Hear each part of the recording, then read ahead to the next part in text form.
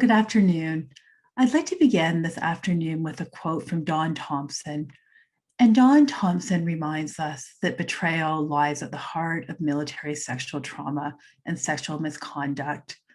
And this is Dawn speaking to Maclean's magazine in 1998 about her military sexual trauma. And she says, "I felt so betrayed."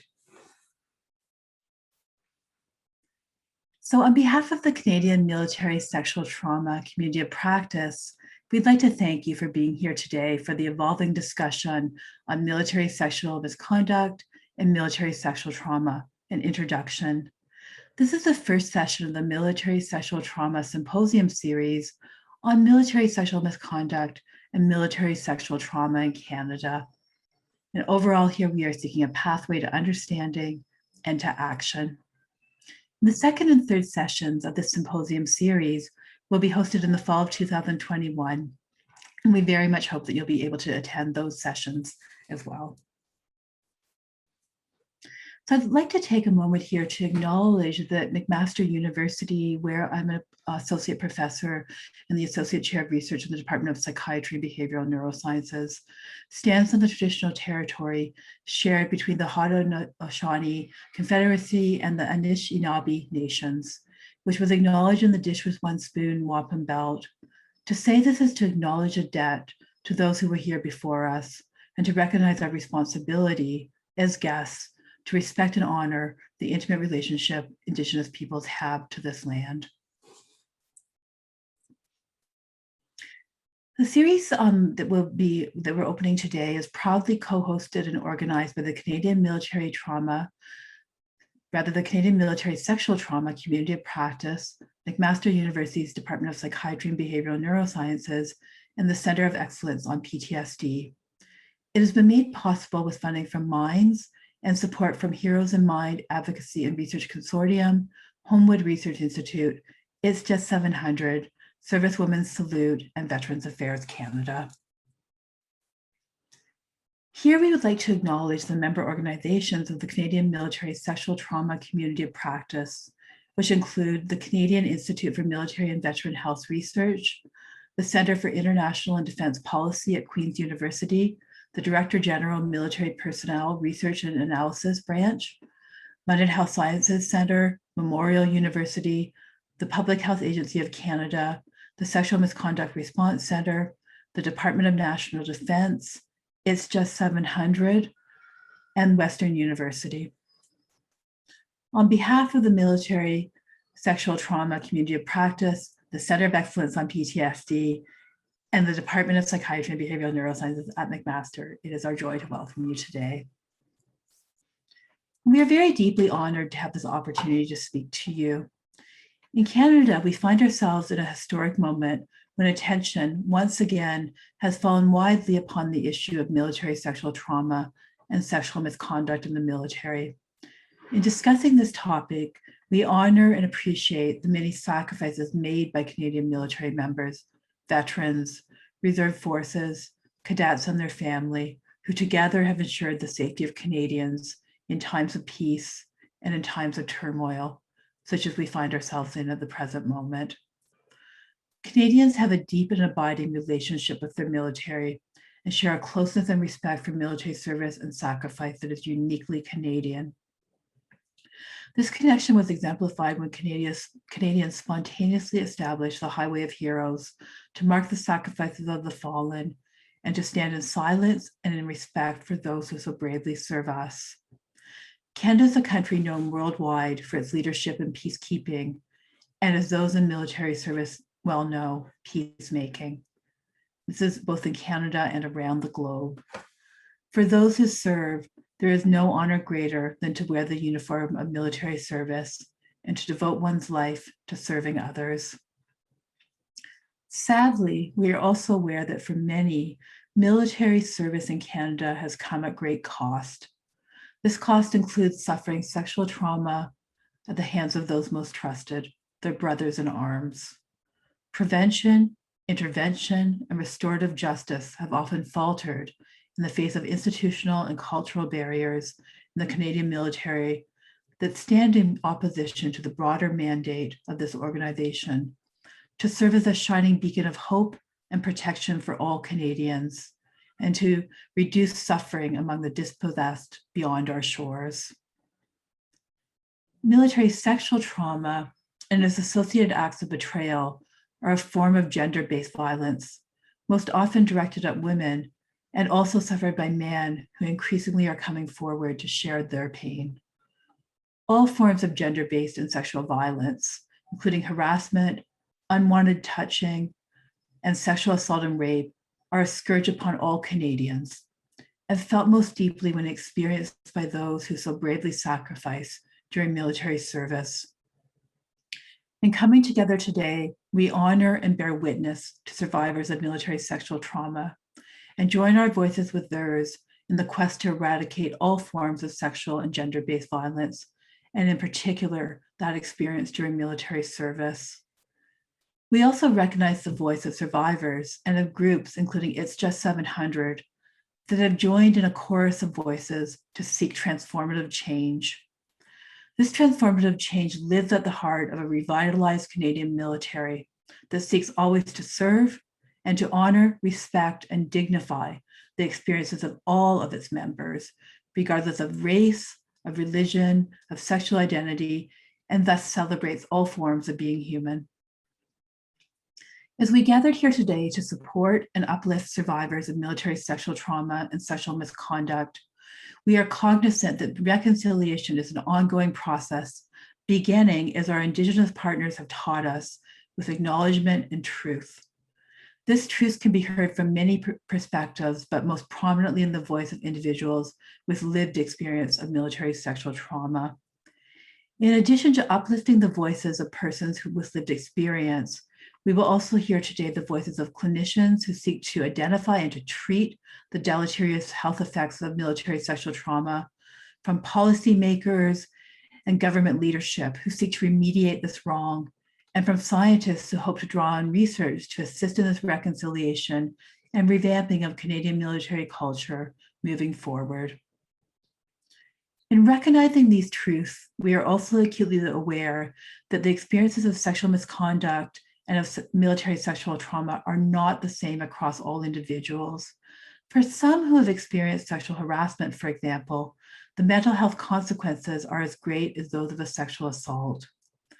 Moreover, individuals experiencing sexual misconduct and military sexual trauma come to this reality with an intersectional identity, being, for example, not only cisgendered and female, but also having a unique age-related, racial, gender, sexual identity, geographical, and language facets of identity that each may be uniquely impacted by the experience of military sexual trauma.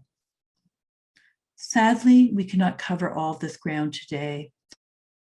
With our next seminar on sexual misconduct and military sexual trauma planned for September 2021, and forming the basis of the present seminar and that in the fall, very careful consideration has been given to the questions posed by today's audience members, with these questions being shared with speakers and helping to shape the agenda of the seminar series. We are tremendously grateful to all audience members for sharing these questions with us, and we look forward to continued dialogue and discussion. Before beginning, please allow me to offer the warmest of thanks to our event sponsors, the Veterans Affairs funded Centre of Excellence on PTSD and Defence Canada's Minds funding program. This seminar series first took shape through conversations in Canada's Pan-Canadian Community of Practice on military sexual trauma and sexual misconduct, and was through the enormous efforts of many, including Centre of Excellence staff, and along with staff in the Department of Psychiatry and Behavioral Neurosciences at McMaster. And we'll be saying thank you to all those individuals at the end of today's session. And so may I please just offer a welcome and bienvenue this afternoon. So I want to identify some acronyms that we may refer to throughout the course of today's session. First, we may refer to military sexual trauma as MST, and to military sexual misconduct as MSM throughout this session. And next, I'd like to highlight, the purpose of the symposium series And so the overarching purpose of the MST Symposium series is to convene organizations and individuals working to improve the well-being of currently serving military members and veterans impacted by MST, to increase our understanding of MST, to share knowledge from research findings, emerging clinical best practices, policy learnings and priorities, and lived experience expertise, and to influence policy and practice to improve outcomes for those impacted by MST in Canada and beyond our shores. In today's session, we're going to hear from practitioners, researchers, leaders, and individuals with lived experience working to help improve knowledge, understanding, supports, and treatments for MST and MSM in Canada. Our main target audiences for the event include service providers, sector leaders from the CAF, Veterans Affairs Canada, their intermediaries and others, researchers, and most prominently, individuals impacted by MST. We now have over 400 people registered for the event, and those individuals come from both Canada and abroad. And so some brief housekeeping notes. We received questions during registration, and we're going to answer some of them throughout this session.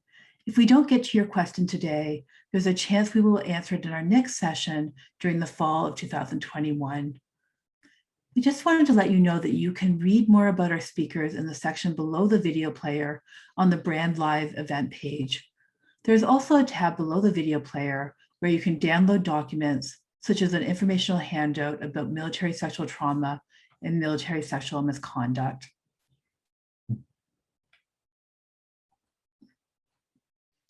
We also wanted to say with the utmost of compassion that this webinar will include content on topics such as sexual harassment, sexual assault, physical violence, and identity-based discrimination and harassment.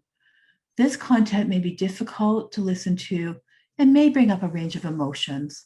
And we encourage you to care for your safety and your well-being, not only during the seminar, but afterwards as well. If you need to reach out for support, please contact any of the numbers listed on the screen or dial 911 if it is an emergency. These numbers are also listed on our Brand Live page just below the video player.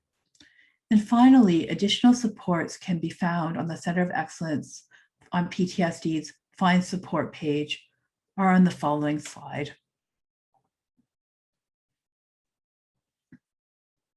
So I'm going to begin now in introducing the first speaker with a quote.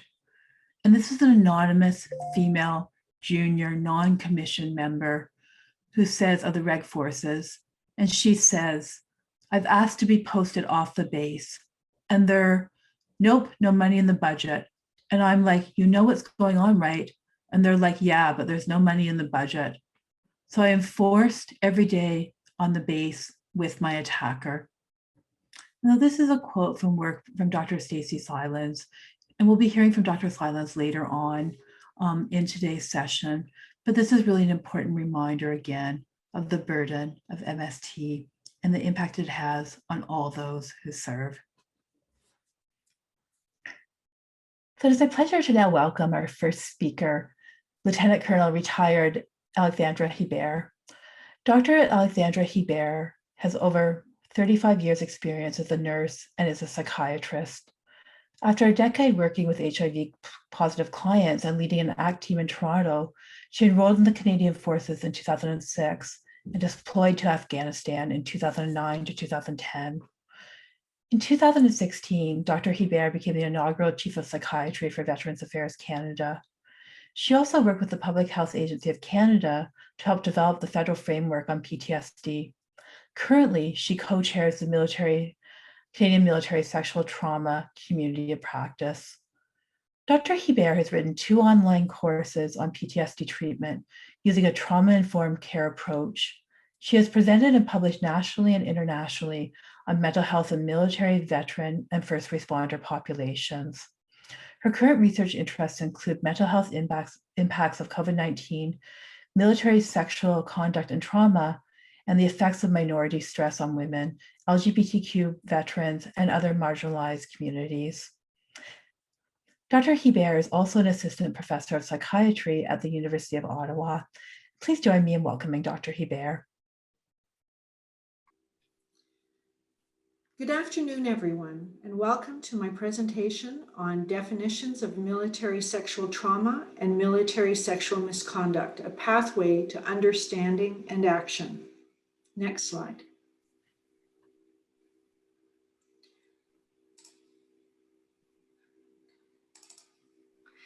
In outlining the purpose of my presentation today, I will begin by giving you my caveats. I will not be directing or prescribing any official definitions or official descriptions of the terms military sexual trauma and military sexual misconduct. I realize that right now there is much work happening on the part of government entities, community stakeholders, and other interested parties to define and establish common uses for these terms.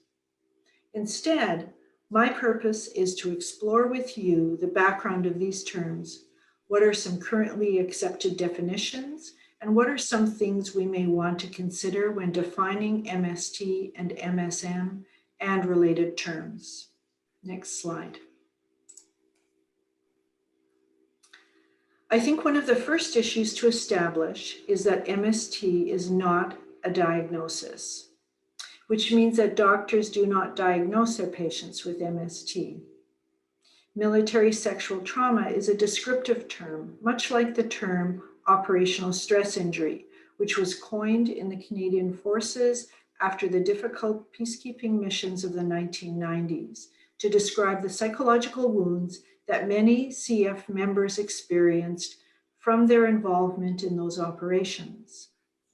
And like OSI, people who experience MST may suffer from a number of diagnosable conditions, such as post-traumatic stress disorder, anxiety disorder, major depression, as well as a number of diagnosable physical conditions.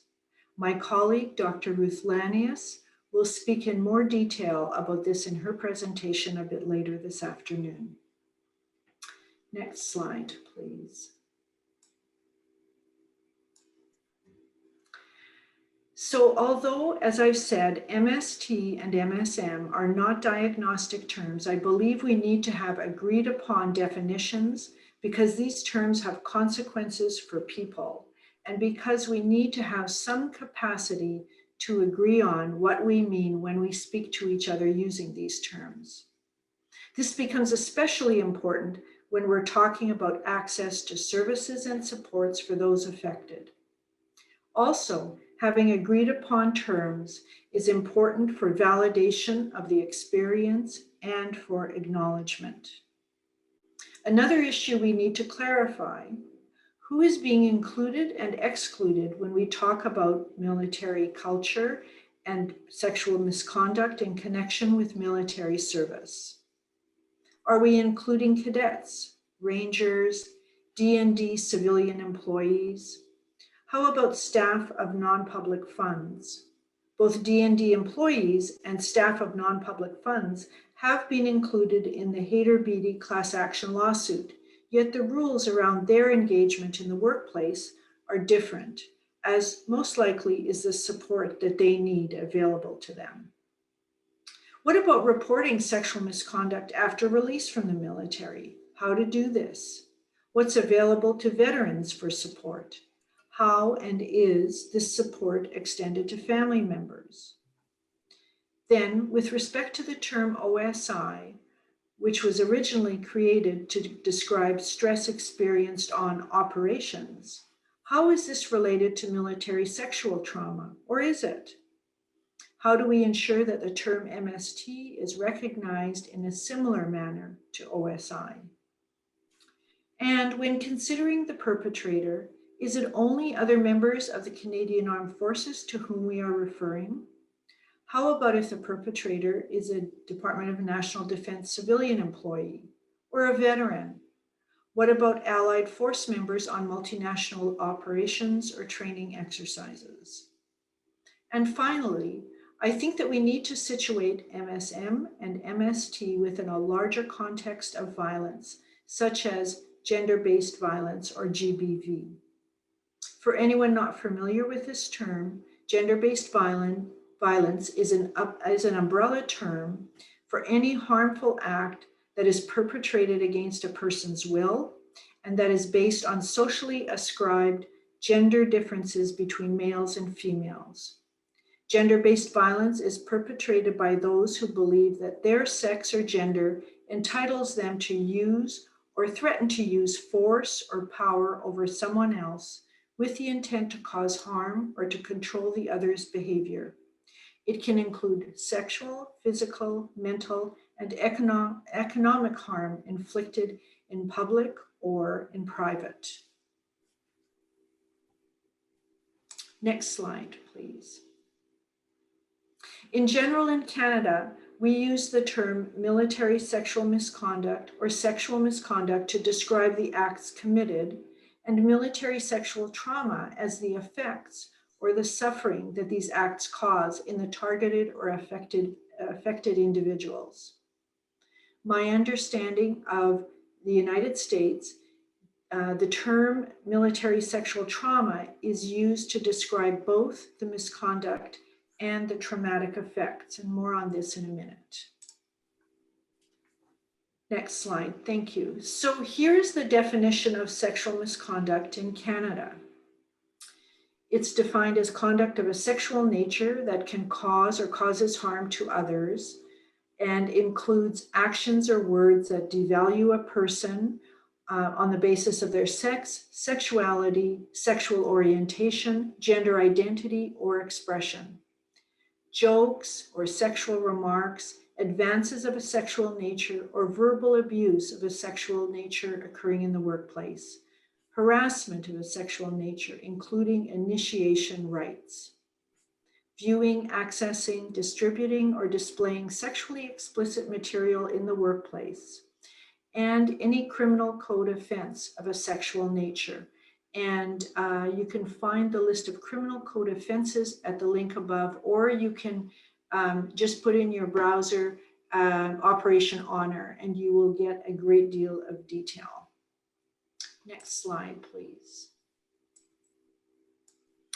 So like the mental health continuum model that was adapted from the US Marine Corps and is taught in the Canadian Armed Forces Road to Mental Readiness program, we can use this concept of a spectrum of misconduct offenses to describe a continuum of sexual misconduct in the military environment, starting from a healthy and respectful environment in the green, where all are treated with dignity and respect and all feel safe and supported, through gradations of increasingly negative and egregious attitudes, beliefs, displays, and behaviors that contribute to a toxic work environment, where only some people feel safe and supported, and sometimes these people may in fact feel more powerful because of the sexualized and hostile nature of the environment, which targets certain people or certain groups.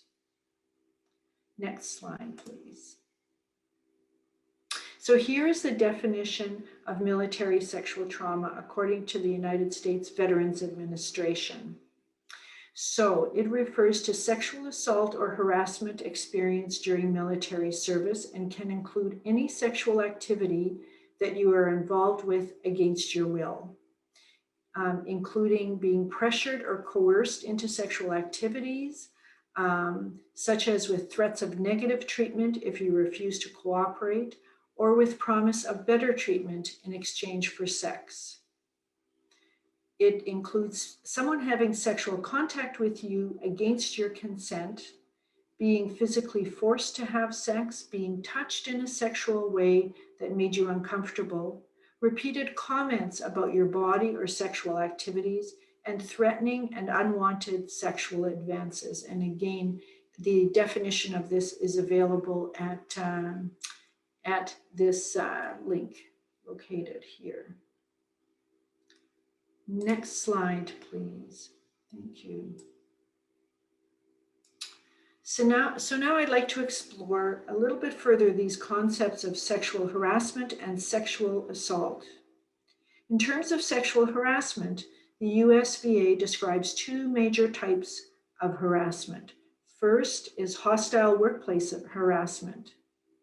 This occurs when individuals engage in inappropriate and intimidating behaviors and can range from making sexually explicit comments to physically touching people to demeaning sexual behavior. It can include display of sexual images in the workplace that marginalize or objectify certain groups and make people feel uncomfortable. The perpetrators in a hostile work environment can be anyone from superiors to coworkers to clients. A good example of a hostile work environment is working with individuals who constantly make sexual jokes or comments or engage in non-consensual touching, especially of a sexual nature. The second type of sexual harassment described is called quid pro quo harassment. This occurs when a job benefit is directly tied to an employee submitting to unwelcome sexual advances. For example, a supervisor tells an employee she will be fired or demoted if she doesn't have sex with him. And then for sexual assault, this is defined as any kind of unwanted sexual contact involving some type of coercion. For example, being overpowered by physical force, which is the type of sexual assault that we usually link to, that term of assault. But it also includes sexual assault that occurs when one is unable to consent. For example, if one is intoxicated or unconscious. And it also includes when a person engages in sexual behavior because the person is being coerced by threats of harm. And these can include harm to one's body, one's reputation, or to one's career. And here I'd like to say a little more about the dynamics of coercion. Individuals may comply in a situation of sexual assault for understandable reasons, such as to increase chances of survival, to prevent physical harm, to preserve reputation, to preserve critical relationships that may be threatened by refusal to comply, or to protect career longevity. Next slide, please. And let's consider the difference between consent and compliance. To really understand the issues of military sexual misconduct and military sexual trauma, we must clearly understand the difference between consent and compliance, and that in relationships where there is a power differential and elements of sexual harassment or assault, compliance may occur, but true consent is not possible. Next slide, please. So given the recent public controversy and parliamentary committee hearings in Canada around military sexual misconduct and trauma, the Canadian Armed Forces released a public statement on April 29th entitled, New Initiatives to Advance Culture Change for Canada's Defence Team. Part of this statement addresses the importance of defining terms that are used relating to military sexual trauma and misconduct. And it states, it's important to name and to acknowledge the harm that results from experiencing sexual harassment and violence during service, and that this harm has distinct aspects. To clearly define sexual trauma in connection with military service, initial discussions are underway with stakeholders, including survivors, academics, and the Sexual Misconduct Response Center. Next slide, please. So another question related to use of terms that is sometimes asked is, why do we need to separate out and focus on military sexual trauma and military sexual misconduct? Because we know that this happens not only in the military, but in many workplaces. So how to think about and answer this question? One of the prime reasons we need to speak specifically about military sexual trauma is, in this case, to provide validation for those affected and to provide forthright acknowledgement that we recognize and believe that military sexual misconduct occurs and that the resulting trauma is related to service within the Canadian Armed Forces, and that this trauma can be at least as devastating as any operational trauma, and in fact may often be even more devastating because of the betrayal of trust involved.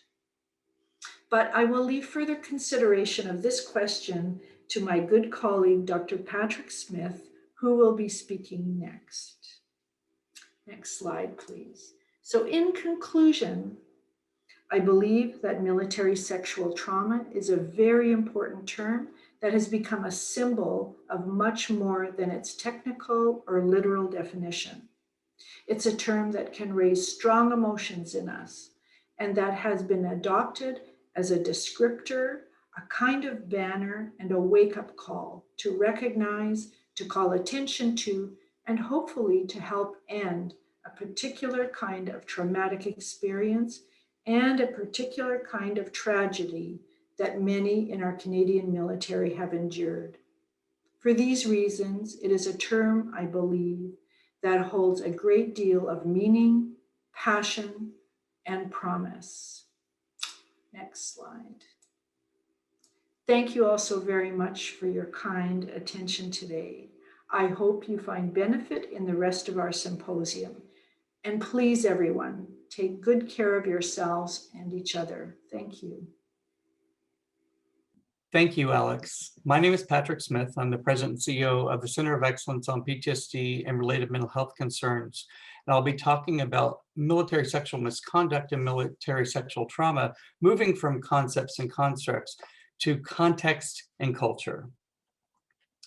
Before I do, I want to acknowledge the land that the Center of Excellence is on. We are based at the Royal in Ottawa, the traditional unceded territory of the Algonquin Anishinaabe people.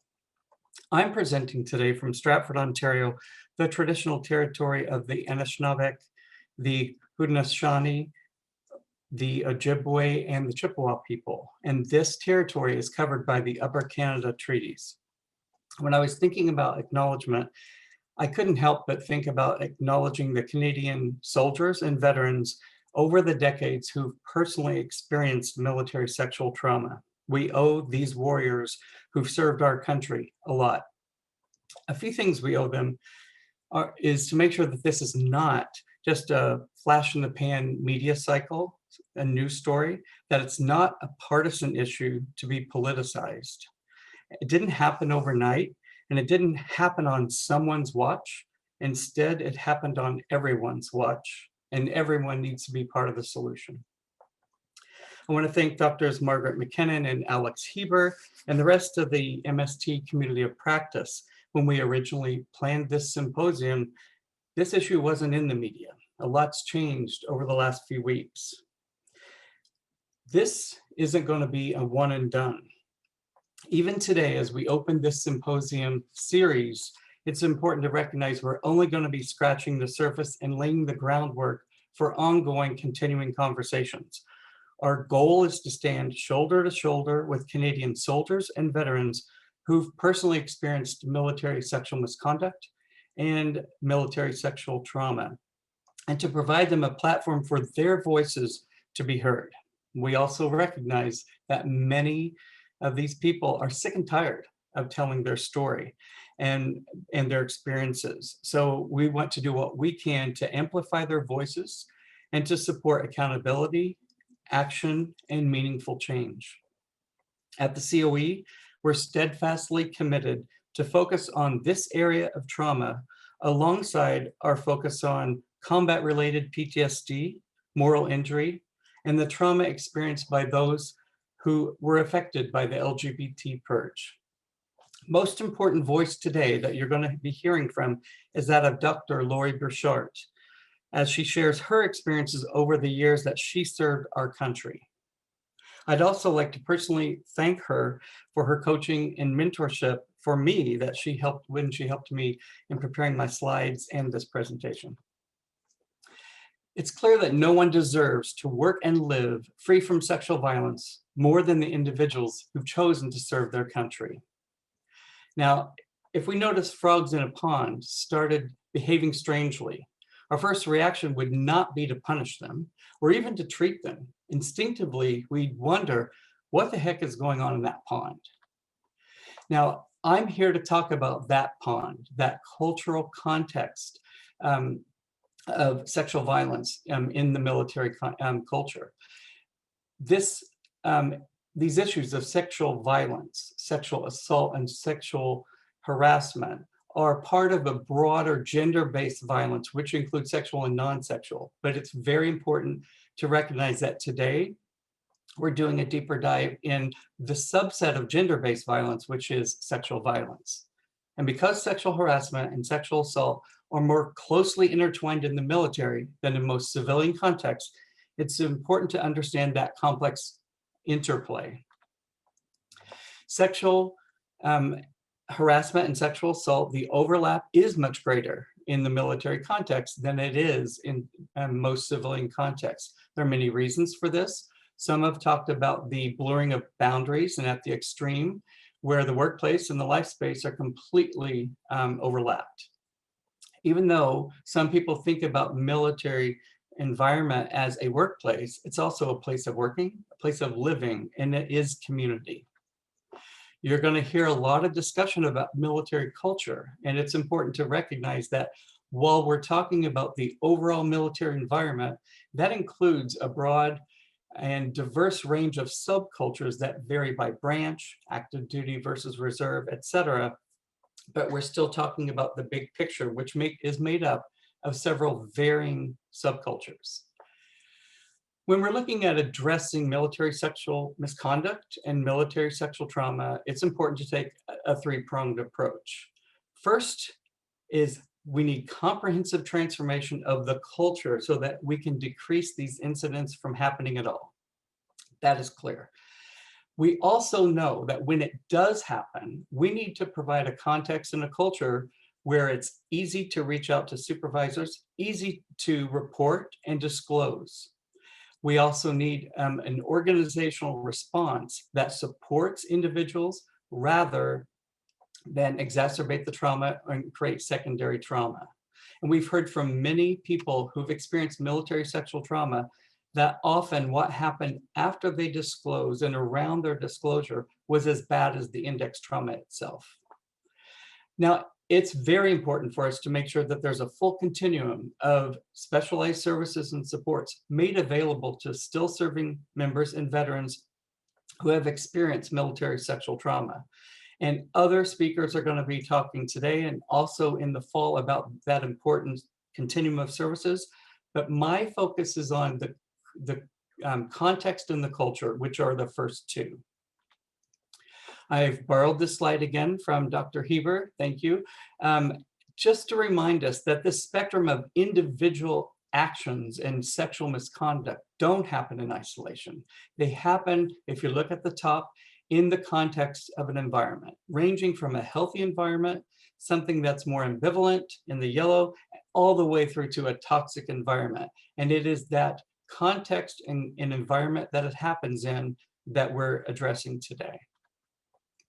Now, in the US, the Department of Veterans Affairs recognizes that severe sexual harassment and sexual assault, while different, the outcomes are often very similar. And so that for the victimization for people who've experienced both of those, they've lumped that into the broader term military sexual trauma. They clearly define that as the psychological trauma, which in the judgment of the mental health professional resulted from a physical assault of a sexual nature, a battery of a sexual nature, or sexual harassment that occurred while a veteran was in active service or in training. Now, if we take a step back and we do look at lessons from other workplaces and what they can teach us about sexual harassment in the workplace, what we know from the Ontario Human Rights Commission is left unchecked, sexual harassment in the workplace has the potential to escalate to sexual violence and violent behavior. Employers that do not take the preventive steps to prevent sexual harassment do face major implications: decreased productivity, low morale, increased absenteeism. It's really clear and important for us to understand getting this right in the Canadian Armed Forces isn't just important because it's the right thing to do. It's also to make sure that it's a more effective military environment. Ontario Human Rights Commission also talks about how while sexual harassment does occur across a lot of different industries, there are some industries where it's more prevalent.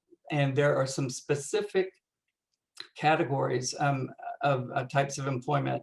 And the one I wanted to draw attention to was the male-dominated work environments where they say military, policing, and construction work. Now, we're going to talk a little bit more in the fall, and I know Rosemary Park's going to unpack a broader gender inclusion agenda in the military, but I just wanted to recognize that that's even been recognized by other workplaces, that there are some environments that may be more prone to sexual harassment. Labor legislation across Canada deals with employers having to create safe workplaces free of toxicity. Otherwise, then we look at, did the employer meet its obligation to try to create a positive, healthy work environment?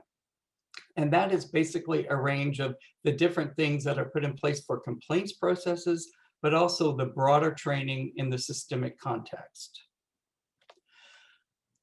Now, there are systemic inequalities in a workplace that need to be addressed. And while it is very important to acknowledge the complaints processes and what happens for an individual when they disclose and what is the process of dealing with that, if we only focus on that, it actually reinforces the idea that sexual harassment is just this aberrant individual wrongdoing, that bad apples doing bad things.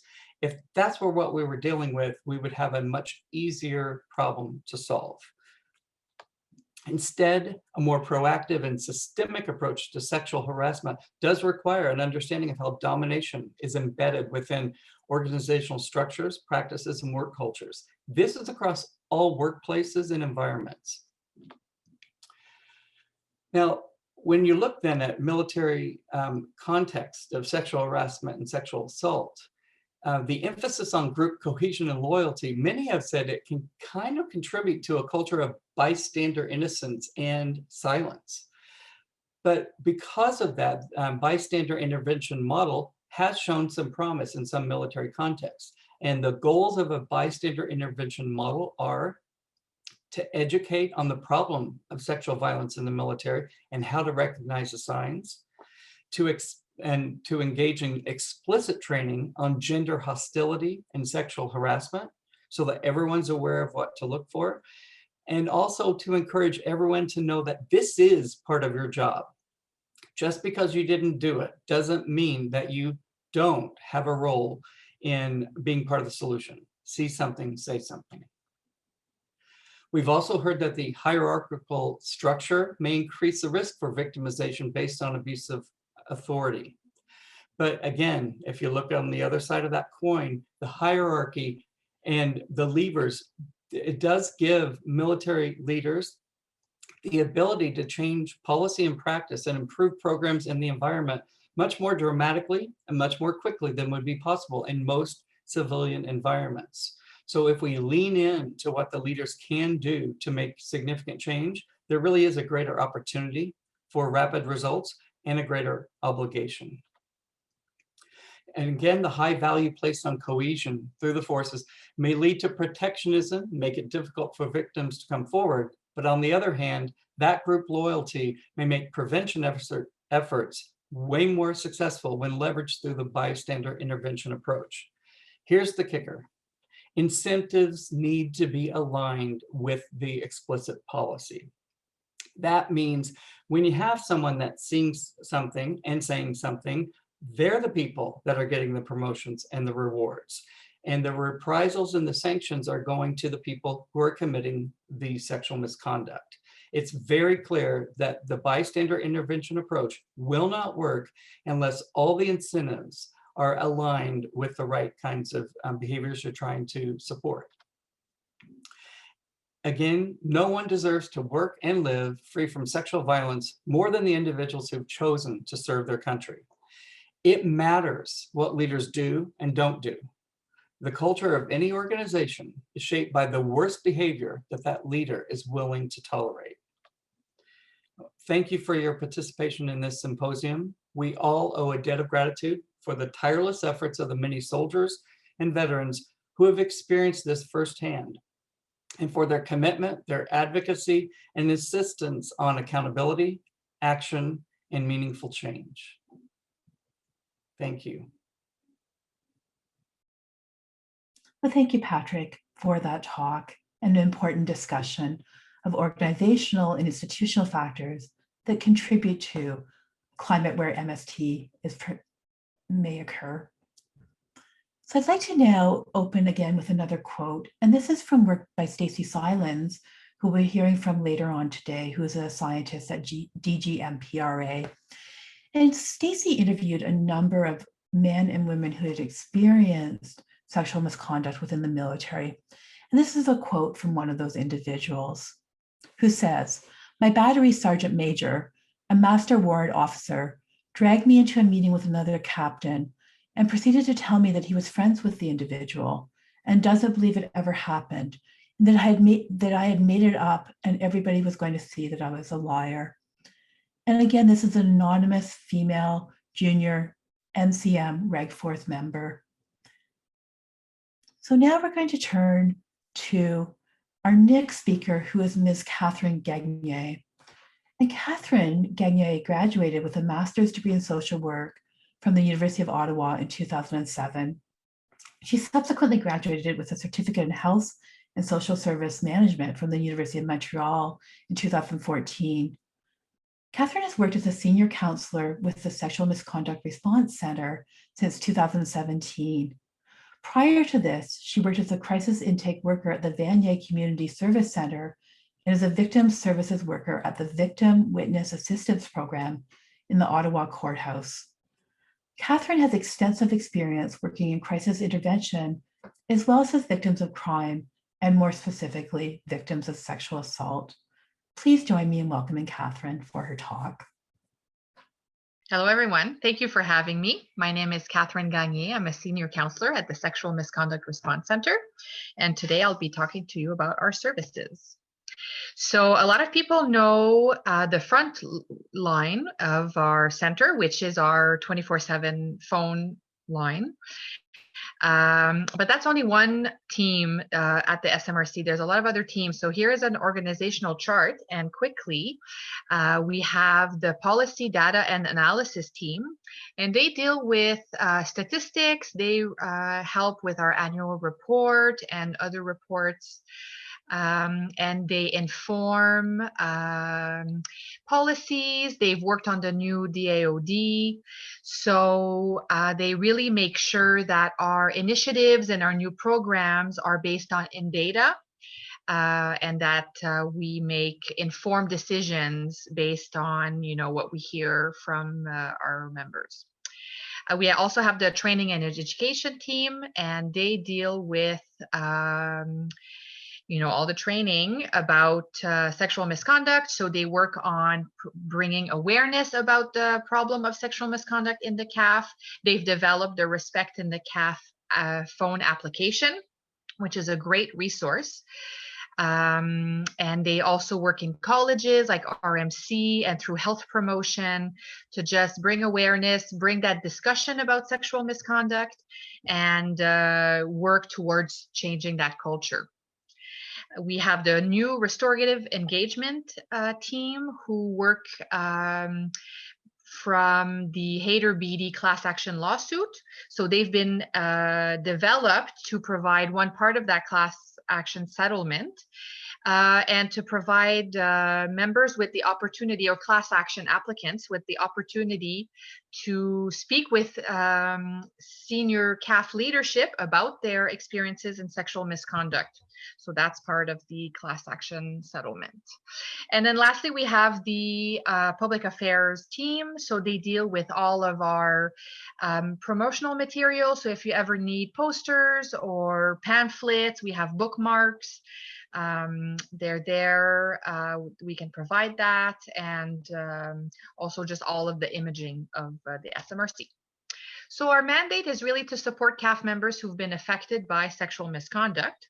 And so by what we mean by that, of course, regular force, reserve force, anybody in the CAF. We also accept calls from retired members or civilians, even though they're not specifically part of our mandate yet. We never turn anybody away. But it also means CAF members who've been affected by sexual misconduct. And by that, we mean anybody who's affected by a situation. So not only victims or survivors. So we call them affected members, affected persons. So it's a bit confusing, but we also provide support to chain of command, third party. So if you're a service provider supporting a member, we can help you. Family members, we've had colleagues and alleged perpetrators as well. So, sexual misconduct is a topic that can impact a lot of people in a lot of different ways. So we're there for everybody. We provide guidance and advice to the chain of command. We have a military liaison team, which I'll discuss later, that can provide support regarding policies. And we also provide expert advice and guidance to the CAF on policies. So we're really that center of expertise. That's more the data and analysis team that works on that. We have a unique mandate that's focused on sexual misconduct. So we really know a lot about sexual misconduct, but we also pair it with our knowledge of the military. We know that sexual assault and sexual misconduct in the military is specific. It's not like other types of misconducts or sexual misconducts. So we have that unique mandate that kind of merges the two. We're confidential and can be anonymous. So that means that we are independent of the chain of command. We don't share your information at all. And you can even call us without providing your name, and we can still provide services to you. We're a person-centered, or we have a person-centered approach, which means that we really go from what the person is telling us. We won't encourage you one way or the other. Our role is just to talk about the options, support you where you're at, and go from there. We have no duty to report to the chain of command because as counselors, we are civilians. So you can call us and talk about details of the incident without repercussion that this will create a report or we'll have to tell the chain of command subsequently. And we have an integrated military liaison team, which I discussed. So we have a military police officer who is a military police officer, and he can help with anything that's criminal. So he's our liaison with the military police and the CFNIS, and he can explain the criminal process, explain what to expect when you report, or help you, in your case, not really as an investigator, but just kind of gather information if you're missing anything in your criminal case. We also have a senior officer and a senior non-commissioned officer, and they deal more with the policy side, remedial measures, disciplining, all of that, more for chains of command, but also for affected members. If you want to know, was the process followed appropriately? Or if you have questions like, should my chain of command do this, or did they handle the situation well? They can look into more of that military policy side of things. So we're 24/7. We have 8 counselors answering the phones during the day and always one counselor on standby. So you can call us evenings, weekends, stat holidays, Christmas Day, any day. We'll answer the phone immediately. As mentioned, we're confidential and bilingual. And so what we do is really, we can provide you with information on your options. We can provide referrals if you need additional services, and we offer supportive counseling. So that means validation of feelings and emotions, just discussing things, empathetic listening, reflecting. We don't offer therapy per se, but we're definitely there. Many of our counselors have backgrounds in social work or counseling, sexology. So we have that knowledge to provide support as well. Like I said, we have our military liaison team who's integral to our team. And we have this new program called the Response and Support Coordination Program. And that just developed in 2019. And that's the part that, different from the line, they really offer ongoing support. So it's more of a case management program where someone can have a designated coordinator assigned to them from beginning to end. And they'll be there to do the same thing, discuss the incident, explain the options, refer to health services or VAC or any other services that the person may need. Of course, to our military liaison officer if there's a case pending. We can also provide accompaniment. So of course, with COVID, that changed a bit, but they're there. The coordinators are there to provide accompaniment to police interviews or medical appointments or court martial. So whatever the person may need. And we can also liaise with their chain of command. So of course, with their consent, we can do that advocacy piece. Sometimes it's difficult to have some conversations with your chain of command. And so we can help you prepare for that, practice even with you, or do it on your behalf and gather information that you may want. So this program is only for affected members, so survivors of sexual misconduct. So I've discussed a lot about the military police liaison team. And so some of the types of questions that they can answer is, like I said before, if you're not sure if you want to report, what will it look like? What does it entail? They both have that in-depth knowledge of the process. And you can talk to them anonymously because they are members of the CAF, so they have a duty to report. But if you're not sure if you want to report and just want to like field, questions first and see what you're getting into, which is totally reasonable, we can facilitate access to them. So the most commonly reported types of sexual misconduct are sexual assault, and we also do a lot of follow-ups. So it's good to know that people can call a second time, a third time, fourth time. There's no limit, but we like to see that people trust us and call back for additional information. We also have a lot of inappropriate sexual behaviors, and this is more in the yellow, part of the spectrum, the less severe, like comments and jokes. And then of course we have sexual harassment and sexual misconduct unspecified, which just means that when people discuss case but don't go into details, we just label it as sexual misconduct. But we're also there just for general questions. So that's okay if you just have a question about, what we offer or anything like that. There's no reason too small or too big to call us. So we always encourage people, anything about sexual misconduct to call us. And just a reminder that, sexual misconduct can really impact more than just the person involved. And it can impact the unit in terms of breakdown of team cohesion, lack of trust, and also, as we've seen in the CAF in general. So it's really important that these matters are addressed, and that's why we always encourage people to call. And we've had a lot of different calls, from members calling, about cases from a long time ago, that can, they're revisiting their options now, and that's okay too. Like, it's never too late. Different cases have different limits or statutes of limitations. So of course we would inform them of that.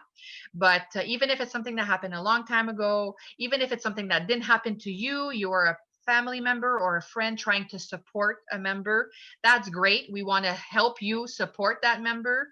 And it's not always easy to receive disclosures. So we're here to support you as well.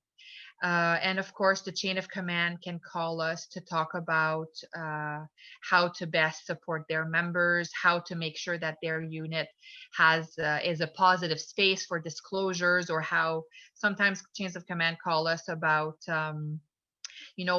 how can I address issues in my unit. So we talk to them about training and different things that they can do with their members. So hopefully this was informative in terms of our services. And really, I think the most important thing is, when in doubt, call us and we'll do our best to support you. Thank you. So it is a very great honor right now to introduce Dr. Laurie Bouchard, who's the operations coordinator at It's Just 700. Laurie has been an incredible and powerful force in the Canadian military sexual trauma community of practice. And before even beginning, I would like to thank her for her incredible service to Canada and to the nation in the work that she's doing. Laurie joined the Canadian Forces Reserve in 1982. Her reserve force service entailed both full and part-time engagements in Lethbridge, Calgary, Penhold, Esquelmet, and Comox. And Laurie released from the Canadian Forces Reserve in March 1996. Following her release, Laurie earned both a master's in leadership and a doctorate in business. Her dissertation and thesis work focused on interpersonal relationships and organizational culture and change.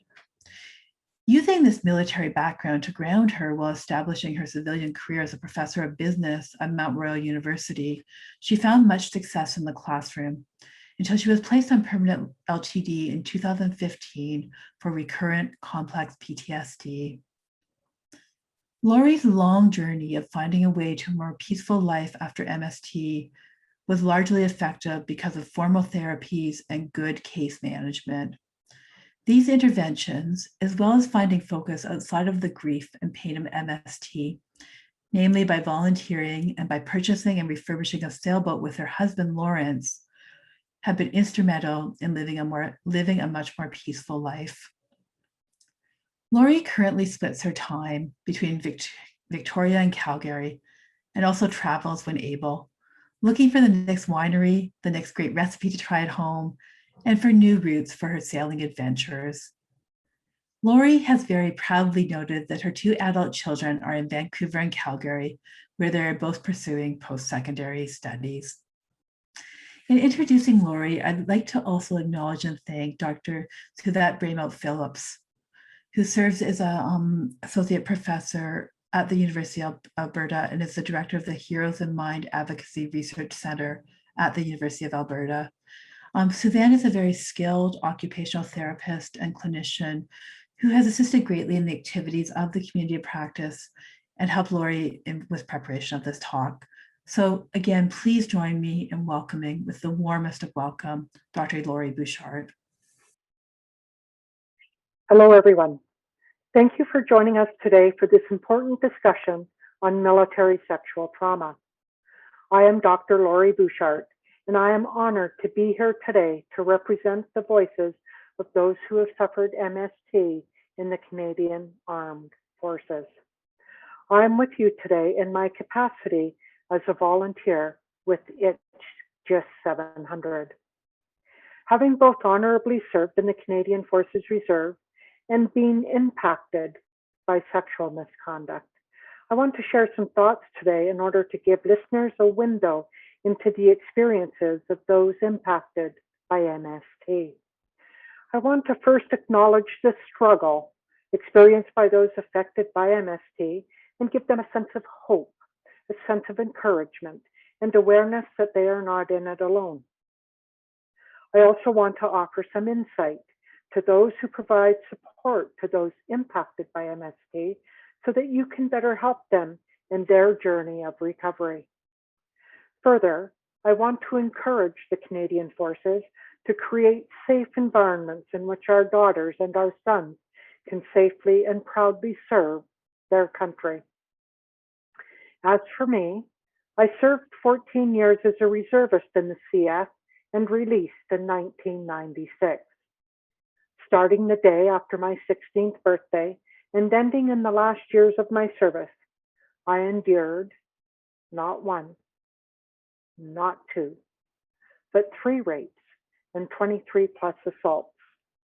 I witnessed acts of misconduct of and by colleagues and felt powerless at the same time as paralyzed to offer them any help.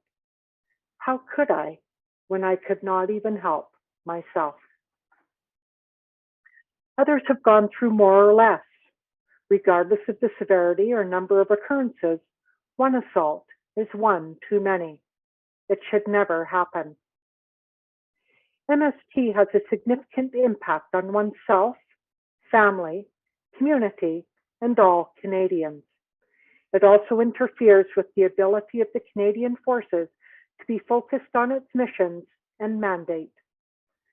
I, like others impacted by MST, was fearful of reporting incidents. I feared not being believed, particularly when a perpetrator was seen as a pillar of the community. I feared judgment from others and their belief that I invited the misconduct. I feared repercussions ultimately on my reserve force service. While I continued on, every aspect of my life is undoubtedly being significantly impacted by MST and symptoms of PTSD. The personal impact was great. At first, I didn't know what I didn't know.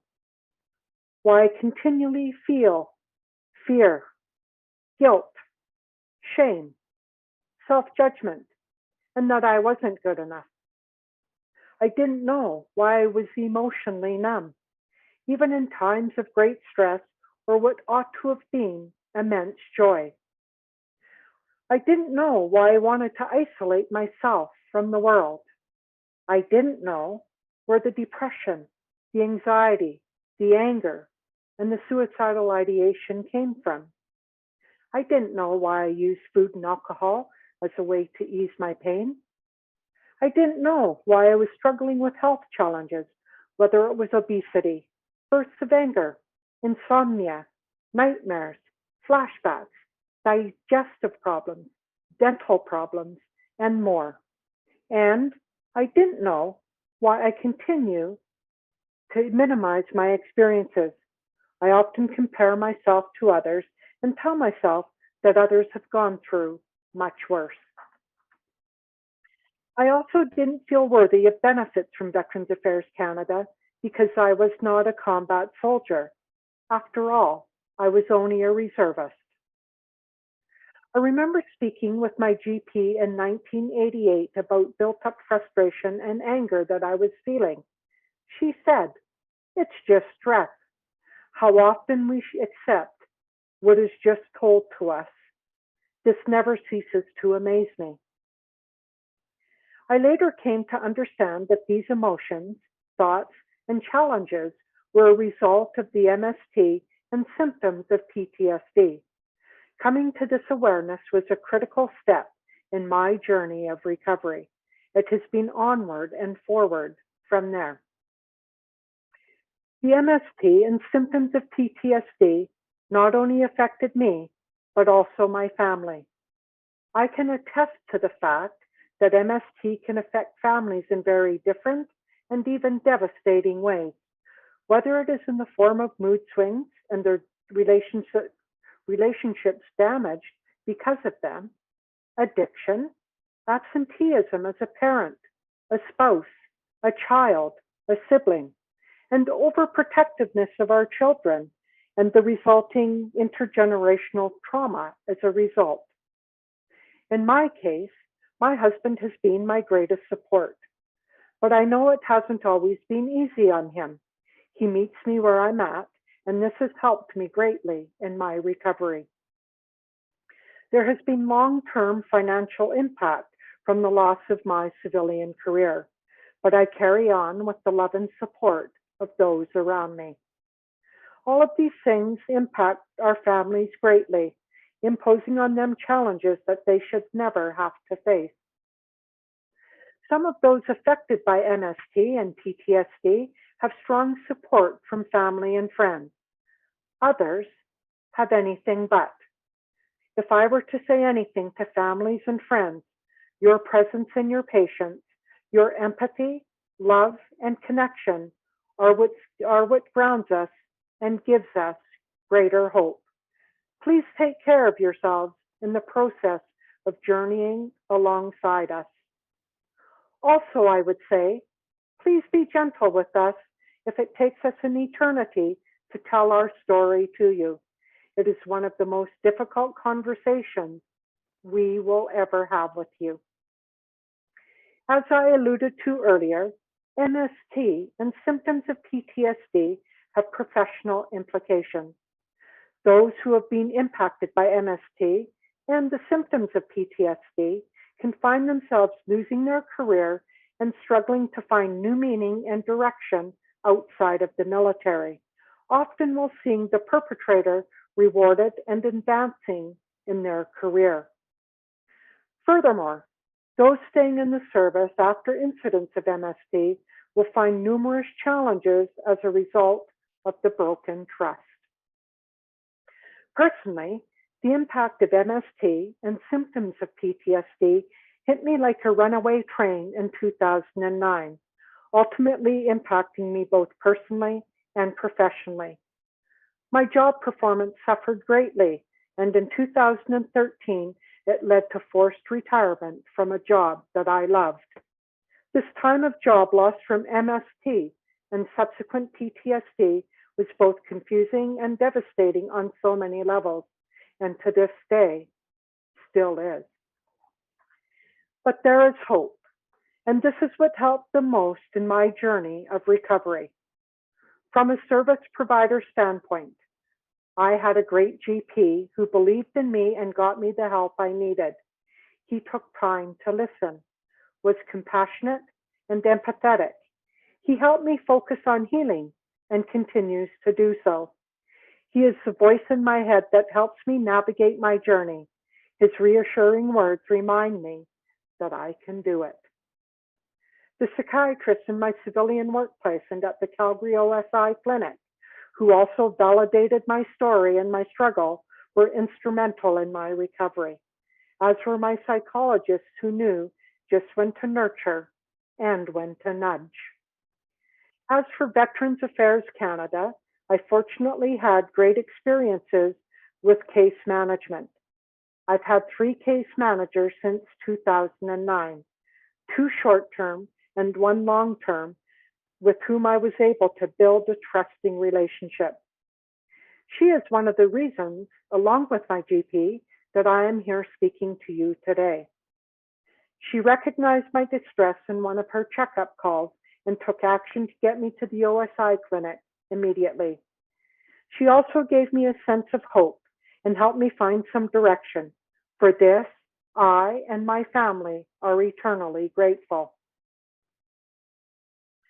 To the professionals who support those impacted by MST and symptoms of PTSD, I would encourage you to take time to understand the military culture and build trust with your clients. On days when they want to talk about the blue sky, let them talk about the blue sky, but also know when to move into nudge mode. Those of us who have gone through MST are good at deflecting and hiding what we are feeling inside. Often, when we are sitting with you, we are smiling through our unshed tears. In terms of the healing journey, I try to see it as an opportunity. This requires, however, openness to the idea of personal growth and accepting that the process of healing is anything but linear. I have fallen down many times on this journey, only to get up and take a different path. At times, I've had to dig deep to find inner strength and choose to see myself not as a victim, but as a person impacted by MST. It was when I did this that my journey became easier. The MST and PTSD journey is a work in progress, a journey of struggle, hope, courage, self-discovery, and of possibility and opportunity to make each day a better day, each day a new day. To those who are contemplating or are in their journey of recovery, I would encourage you to take ownership of your own healing process. If something isn't working for you, be an advocate for yourself. Ask for what you need and lean into others who have gone through the experience to help you navigate. It's Just 700 was my informal support network, and they helped me greatly. Find purpose to make your life better, whether it is through volunteering or projects. Personally, after not being able to do anything with my disability award from VAC for nearly 5 years because it felt like blood money, it was my case manager that encouraged me to use it to make my life better. She said, "This is what the award is for, to try and to make your life easier, to make your life better." In this regard, my husband and I bought a sailboat, which we together refurbished over 5 years. It's been central to my healing and my recovery, and we did it together. And lastly, life does get better. Find structure in your days, keep connected, and find purpose. These things do help in your recovery. The Canadian Armed Forces is a community of like-minded folks. We live together and train together. We identify with each other, socialize together, and in many cases, fight together. There is a bond and a sense of belonging and connection that is like no other. Lifelong friendships are made, and this is difficult to replicate in the outside of the military, paramilitary environment. Through my volunteer work, this connection to the military and its people are one of the most profound losses I hear about from those impacted by MST. As for me, MST fractured my trust inside and outside of the Canadian Forces and led to symptoms of PTSD that left me isolated. I've needed to be intentional about engaging in and fostering safe and trusting relationships with better boundaries. It is important for those of us on this journey to find ways to safely connect and reestablish trust with our peers, with our friends, with our family, and even colleagues. To seek out others who have been in a similar situation, but also be cautious in doing so, as not everyone is in the same place in their journey. Connection is imperative in recovery, even on those days we want to isolate, which we will continue to do long into our healing process. In closing, the military is a way of life and a way of being. You can take the person out of the military, but you can't take the military out of us. Despite what happened to me, I would do it all over again, aside from the numerous assaults. The CF provided me with a strong foundation from which to do my life's work. It gave me resilience, a strong work ethic, great friendships, and trust in those friendships. At this juncture, the Canadian Forces has an opportunity to turn the tide and get this right. The CF needs a clear and complete cultural reset so that harmful behaviors and sexual misconduct are not tolerated. Trust needs to be reestablished. Realities of sexual assault and the harm caused need to be acknowledged by senior leaders. The voices of those impacted need to be heard, and engagement with outside professionals to set up reporting and other systems is imperative. Our military service members require a safe workplace in which they can focus on their mission and be operationally ready to proudly, competently, and confidently serve when called upon. The pride of and in the Canadian Forces needs to be restored and the resilience and strength of the Canadian Forces multiplied. All of us together can make this happen. Let's get back to a force we can be proud of and be proud to serve in. Nothing about us without us. We can do it together. Thank you.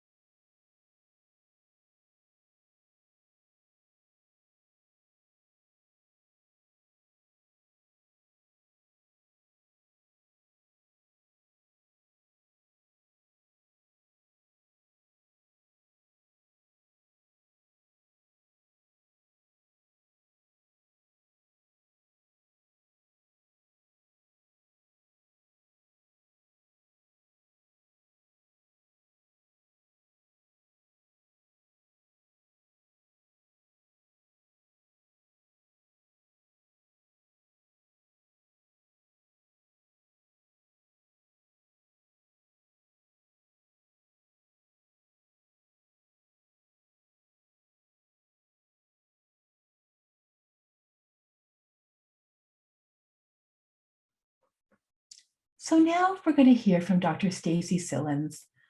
Stacy had graduated from the University of Ottawa in 2013 with specializations in health and community psychology. She is currently a civilian research psychologist for the Department of National Defense, working for the Director General Military Personnel Research and Analysis Branch in the area of diversity, inclusion, and human rights. Dr. Sillens is the principal researcher on several studies aimed at enhancing support for individuals affected by sexual misconduct in the Canadian Armed Forces. She also provides scientific guidance on a number of key initiatives being developed within DND and CAF as part of the Hayter-Beatty class action settlement, including the survivor support strategy and the restorative engagement program for individuals impacted by sexual misconduct. Welcome, Dr. Sillens, and thank you so much for joining us today. Hello, my name is Stacy Sillens. I'm a researcher with the Department of National Defense. I'm speaking today from my home in Ottawa, which I would like to acknowledge is on the traditional unceded territory of the Algonquin Anishinaabe people.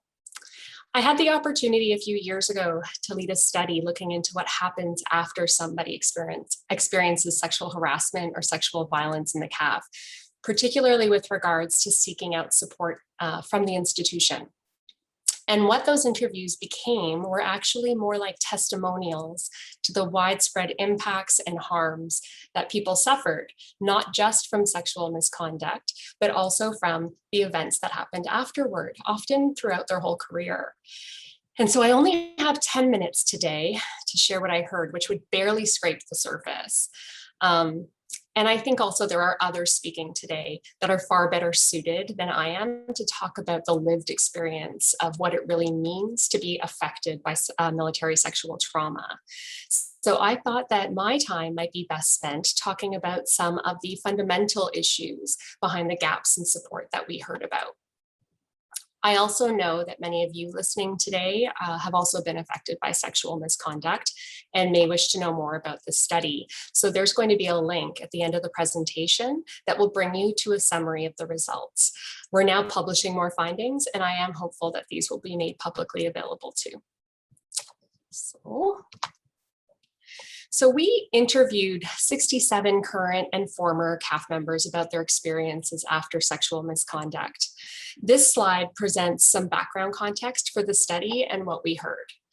First, as many of you already know, there are unique features of the CAF that really set it apart from other workplaces where sexual misconduct might take place.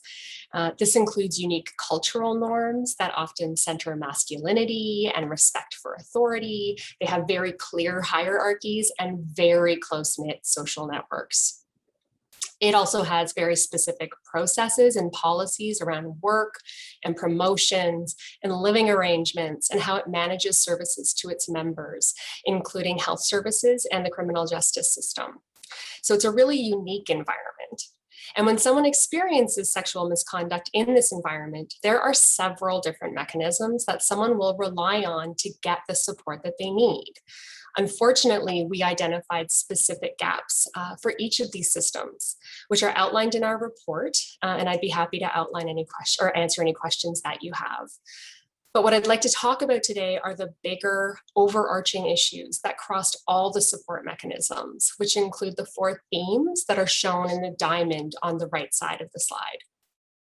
So on the next slide, I'll provide examples of some of the ways these negative experiences damage trust and how they fail to uphold really important values like transparency, impartiality, and fairness. And finally, I know the focus of this seminar series is military sexual trauma, but I wanted to emphasize that the harm from sexual misconduct and ineffective institutional responses can have impacts on every aspect of an individual's life. And this includes their health and their mental health, their relationships and their sense of self, their careers and their livelihood, and their confidence in the military overall. So let's go on. So this is a very busy slide, but in each box, you'll see very specific examples of challenges or gaps in support, which relate to those values that I just talked about. These examples are not exhaustive, and they definitely overlap. Some of you may have experienced more than one of these issues because they do often overlap. And that was certainly the case for our participants. So if we start with the box in the top right hand of the corner, you'll see examples of challenges that participants faced that reflected a lack of transparency in institutional responses. That was certainly the case here, and it included individuals enduring incredibly long complaint processes while not being given proper information about investigations or the reasons why certain decisions and verdicts were reached. If you look at the bottom left, you'll see examples of where our participants reported bias in CAF responses. Many of these accounts really boiled down to concerns about the CAF leading investigations on their own people, especially when there are differences in rank between the victim and the perpetrator, or when there are existing relationships between people in the chain of command and the perpetrators. If you look on the bottom right, you'll see that many participants highlighted how systemic problems lead to unfair outcomes for many people impacted by sexual misconduct. For example, individuals are often left with trauma that affects their ability to function and work, and it's through no fault of their own. In addition to that, individuals are very aware that they take on risks when they come forward. Doing so can threaten their reputation, their relationships, and their careers. And when they do try and get accommodations to keep themselves safe and healthy, it often comes with trade-offs that disproportionately affect their lives, hurt their careers, or they're forced to move and start over. And finally, many participants that we spoke to simply talked about the lack of accountability and consequences for perpetrators, for their perpetrators in particular. And in fact, several participants noted that their perpetrators were thriving in their careers, while others were left struggling. So lastly, you'll see in the top right corner, it refers to, actually, I guess the top left corner, it refers to trust. We found that others lost trust because of what they experienced, but also what they heard about in others and what they experienced. So if you consider the combination of all of these challenges I just outlined and their impacts of how survivors see the institution, it becomes clear of how these gaps can threaten institutional trust on a really broad scale across the whole CAF. And this is really well reflected in the quote that I decided to include at the bottom, where someone says, "Given my experience, nope, I would never tell anyone to come forward ever." And that's certainly not what we want to see. So how can the CAF address these issues? The suggestions you see here are taken from our interviews. These are things that participants said that made a difference for them or would have made a difference to them. I won't go through everyone, but those in bold reflect some of the things we heard that were more frequently discussed. For example, if you start at the top left corner, then you'll see that giving participants control over the reporting process would help rebuild trust.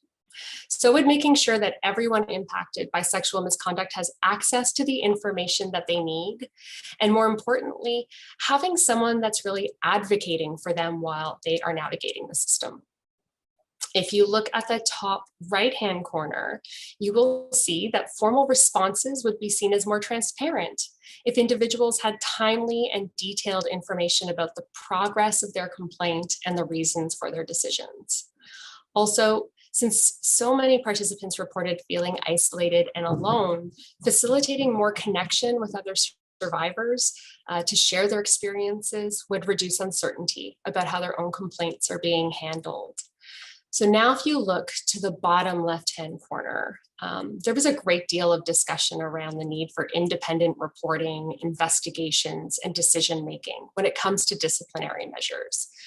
This would be the most obvious way to repair concerns around bias and impartiality. And finally, looking to the bottom right and restoring fairness for those experiencing sexual misconduct. Participants wanted access to specialized mental health care, just like those experiencing other types of specific trauma, like combat trauma. They wanted to know that their careers would be protected and that their career progression would not be limited when they are trying to recover. And finally, they wanted more accountability for their perpetrators. In some cases, this does refer to the criminal justice system, but in other cases, it was a matter of their perpetrators and others just recognizing their behavior and, more importantly, not hurting anybody else. So what are we going to do? Where can we go from here? So these changes, there are changes right now that are happening in terms of policy and programs that I'm not really qualified to speak to, but that I think hold promise for the findings that I just shared. Things like the federal budget allocation for independent oversight into sexual misconduct, the SMRC expanding its role, the introduction of the survivor support strategy and the Declaration of Victims' Rights, and the developing restorative engagement program. We also have some promising research being conducted within D&D. For example, we have sexual misconduct research going on at DGMPRA, which is where this work came from. And we have other studies that have provided valuable information in other areas, such as leadership and culture.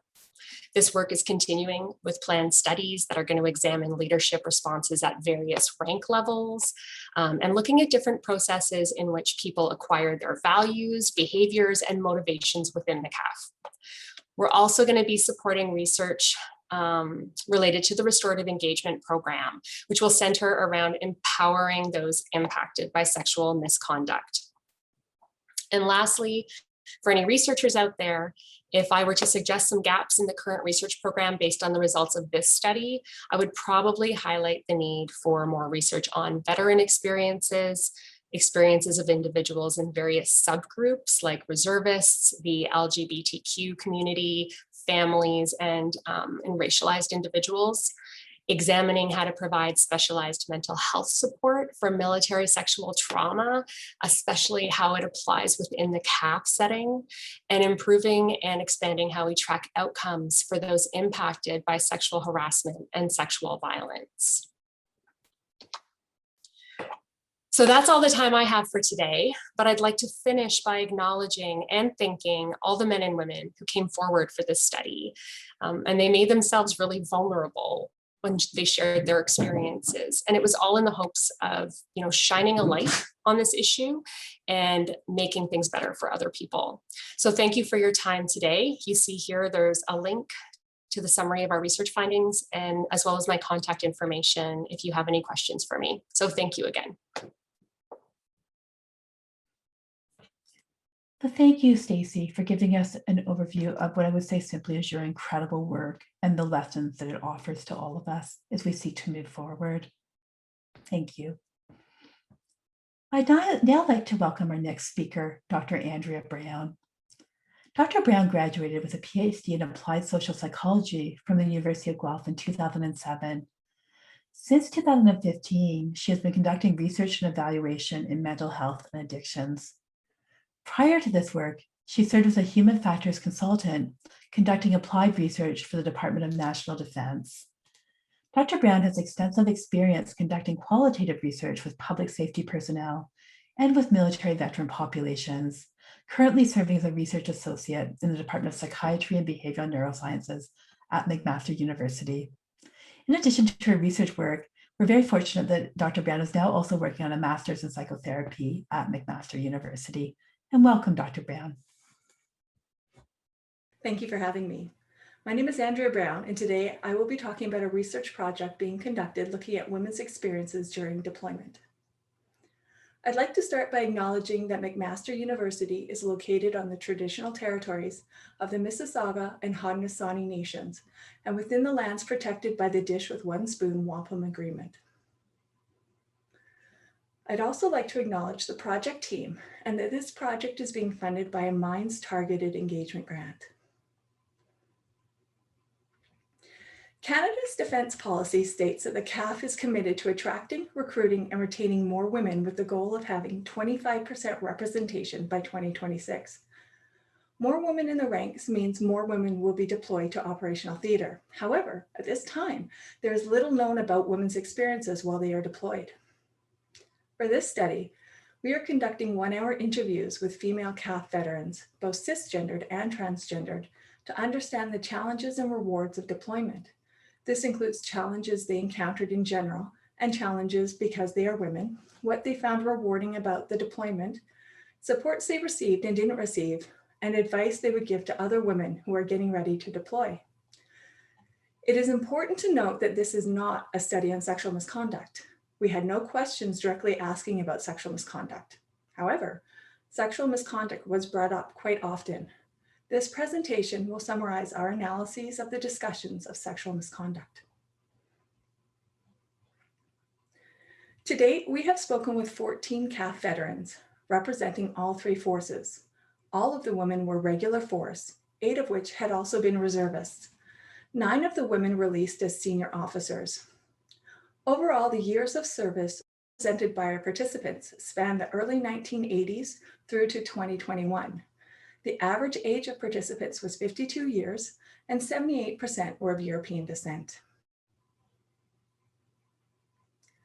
The purpose of deployment is to complete a mission, and each CAF member has a job to do for the mission to be successful. In doing their job, women work with the within the CAF structure, including its policies and procedures, and with other members. They also often work with other militaries and with members of the host nation and NGOs. In analyzing the interview so far, we identified 3 factors that impact women's abilities to do their jobs when deployed. Interestingly, these factors also influence the amount and types of sexual misconduct women experience while deployed. These are the degree to which women are accepted as members of the deployment team, the degree to which women's needs, their psychological needs, physical needs, and safety needs, are integrated into the deployment, and the degree to which women are respected and their contributions to the deployment are valued. I will use the remainder of this presentation to discuss these by providing examples of acceptance, integration, and value. Again, acceptance is the degree to which women are fully welcomed as members of the deployment team. When women are not accepted, they are treated as others. Here is an example of a situation in which women were not fully accepted in the deployment. When I interacted with the country, I always felt like I was at risk. I always felt like there was danger. I always felt like they didn't respect me. I always felt a sense of they saw me in a way that was ugly, like sexual, and not based on what I was there to do. You can see that the participant was considered an other. She was not accepted as a full member of CAF's deployment team, but rather seen as a sexual object. Contrast this to, and it was quite interesting because even once we started to interact with the guerrillas, the combatants, there were a lot of females in their ranks. So I was feeling very much at ease when interacting with the guerrilla units because they saw me, I saw them. They were cool with women being part of their structure. In this situation, the participant was accepted by the combatants. The participant was also able to do her job, and she did not feel threatened. Integration refers to the degree to which women's needs, psychological, physical, and safety, are integrated into the deployment. This includes formal structures in place, such as policies and procedures, but also the informal structures. In the situation for the first quote, the women's showers were set up so that the door faced away from the camp. The door was not locked, which would allow women to shower when they needed to. Our participant came out of the shower to find a local man slowly taking his clothes off in the room. I reported it to the camp sergeant major, and she says, "Oh, ma'am, he was probably just confused." I said, "Fine, you know, I reported it to you, but really think you need to turn that shower thing around so the door is facing into the camp." "Oh no, it's fine. The girls like their privacy." I had to go back a few months later, and the camp sergeant major came and talked to me, and she said, "You were right. That guy went in and assaulted a woman who was in the shower." You can see that in this situation, women's safety was not integrated. The sergeant major, also a woman, minimized the female member's safety needs, which resulted in another woman being sexually assaulted. In the next quote, you can see that changes have been made to ensure women's safety because of high level of sexual misconduct. At that point, we switched from segregating the women and the men because too many women were getting raped. There's a known feature that when you segregate all the women, it's like leaving the chicken coop open. They're available and the door's open. So now they switched it off so that now they didn't say, "You are women, you are men." It was just luck of the draw who went where. In this situation, women's sleeping quarters were integrated with the men's quarters to ensure women's safety. Segregation had been linked to increased sexual assaults, so the situation was changed. Valuing is the degree to which women are respected and their contributions to the mission valued. Acceptance and integration both contribute to value. When women are accepted as contributors to the mission and their needs are met, when their contributions are respected and lauded, when women hold leadership positions because of their contributions to the CAF, then they are valued. In the first quote, you can see that the participant was not valued. I'm sitting next to these guys where the ship is being driven, and they're having a conversation. One guy looks at the other guy and seriously he says, have you ever had a fantasy about shoving a knife in a woman's chest and fucking the hole in her chest? And I was like, did I just hear you say that? He goes, it's just a fantasy. I'm like, that's the most disturbing thing I've ever heard in my life. The male member did not respect the participant or women generally. If he did, he would not have discussed murdering women and engaging in necrophilia to satisfy his sexual fantasies, much less doing so in front of the participant. There was no awareness that what he was saying was wrong, nor that saying it in front of the participant was wrong. Compare that quote to, there was already built-in diversity, and that made a really good opportunity for women to shine. And women did shine. And when they shone, it was not seen as a fluke. It was seen as the norm, right? And I listened to these men talk about the brigadier who was so damn good. And it wasn't because, oh, wow, she's a woman and she's so damn good.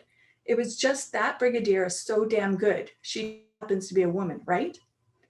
In this quote, you can see that the female brigadier general was valued. She was respected and her work was seen as damn good. I argue that the threat of sexual misconduct when women are valued as CAF members is decreased. When analyzing the data, we noted that most of the discussions of sexual misconduct were based on deployments prior to the 2010s. This could be a reflection of the changes that have occurred in both the CAF and Canadian society, including the implementation of Operation Honor, the Me Too movement, and the Jian Ghomeshi case. It could also be a reflection of our small sample of only veterans, more than half of which retired as senior officers. We also heard from many participants that the CAF has more recently become a leader in including and valuing women members. When men from other militaries with few or no women in their ranks encounter a female CAF member for the first time, they turn to the male CAF members to see how to respond. When male CAF members respond to female members as they would to any male member, the men from the other militaries follow suit. Next steps for this study are to include data from active serving members. We are in the process of obtaining approvals now, and to include more non-commissioned members and junior officers as participants. I'd like to end this presentation by thanking our participants. These women have a strong military identity and are proud of their service and their deployments. I'll end with this quote. So to finally get on the ground there and do what I have been trained to do for however many years, that was rewarding in and of itself. I would say that's probably the most important thing. Secondly, you know, we were Canada. The little flag on your shoulder, right? To me, it's hugely meaningful. And so we were there in this international coalition of whatever we were doing in country, and with the flag on your shoulder, and everywhere you went, you were a representative of our country, and we were doing what our government was asking us to do. And that was deeply meaningful to me. Thank you. Our next speaker is Ms. Christina Hutchins, a member of the Military Sexual Trauma Community of Practice in Canada. Ms. Hutchins is a veteran with 21 years of regular force service as an Army logistics officer. Christina joined the public service as an executive in 2009 and has been with Veterans Affairs Canada since 2013. She holds a master's in business administration, as well as a postgraduate certificate in peace and conflict studies with a focus on women, peace, and security. We are delighted to have Ms. Hutchins with us and welcome her very warmly for her talk. Thank you for having me. My name is Christina Hutchins, and I'm the Senior Director for the Office of Women and LGBTQ2 Veterans at Veterans Affairs Canada, and I am a veteran. Today, I'll be talking to you about the role of our office and the work of the Department of Veterans Affairs Canada in supporting victims and survivors of military sexual misconduct and military sexual trauma and their families. Today's discussion will cover the following points: a brief introduction to the Office of Women and LGBTQ2 Veterans, our mandate and our key objectives, the role this office plays regarding military sexual misconduct and military sexual trauma, what we're hearing from victims and survivors in terms of potential barriers and challenging accessing VAC benefits, changes that have been made to VAC policies and practices to better support victims and survivors, and hopefully leave you with a few takeaways. Let's start with a quick review of the Veterans Affairs departmental mandate, as it is rather unique. The Department of Veterans Affairs Act provides authority to the Minister of Veterans Affairs to administer acts of Parliament and orders and councils as they are not by law assigned to any other federal department or any minister for the care, treatment, and establishment in civilian life of veterans and the care of their dependents and survivors, and such other matters as the Governor and Council may assign. In broad terms, this describes the scope of the authorities granted to our minister. The Office of Women and LGBTQ Veterans, for which I am responsible, was created in July 2019 and was operational by March 2020.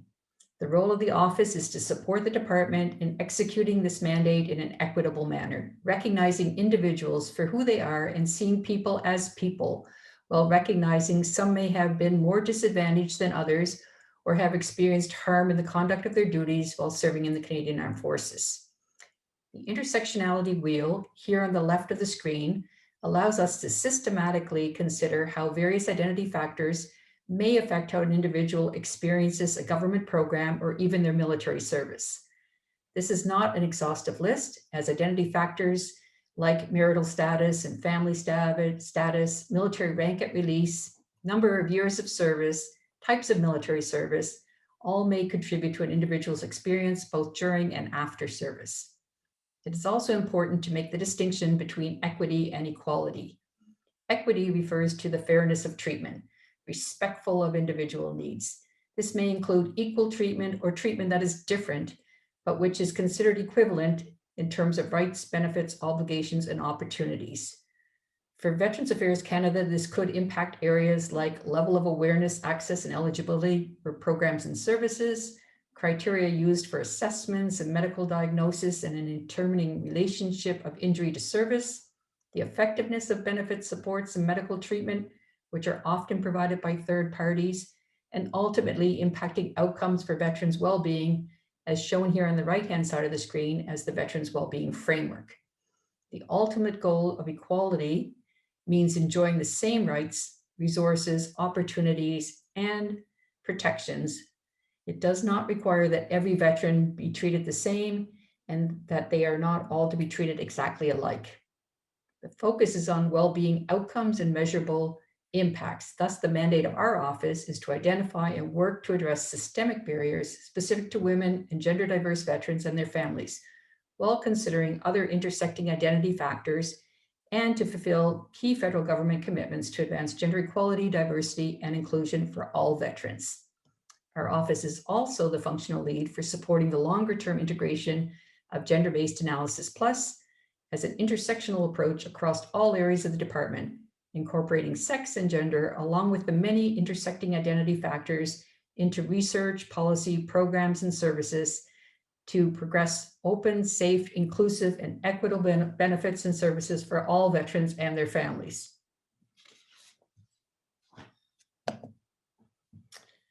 This slide shows the key objectives of our office: raising awareness and respect, understanding the unique impacts of military service, facilitating ongoing consultation and collaboration with multidisciplinary, human-centric group engagements, identifying potential research, policy, program, and services gaps, barriers, and challenges, promoting a more collaborative workspace that can leverage the talents and supports that exist within the veteran, stakeholder, and broader community support structures, and supporting sex and gender equality within VAC.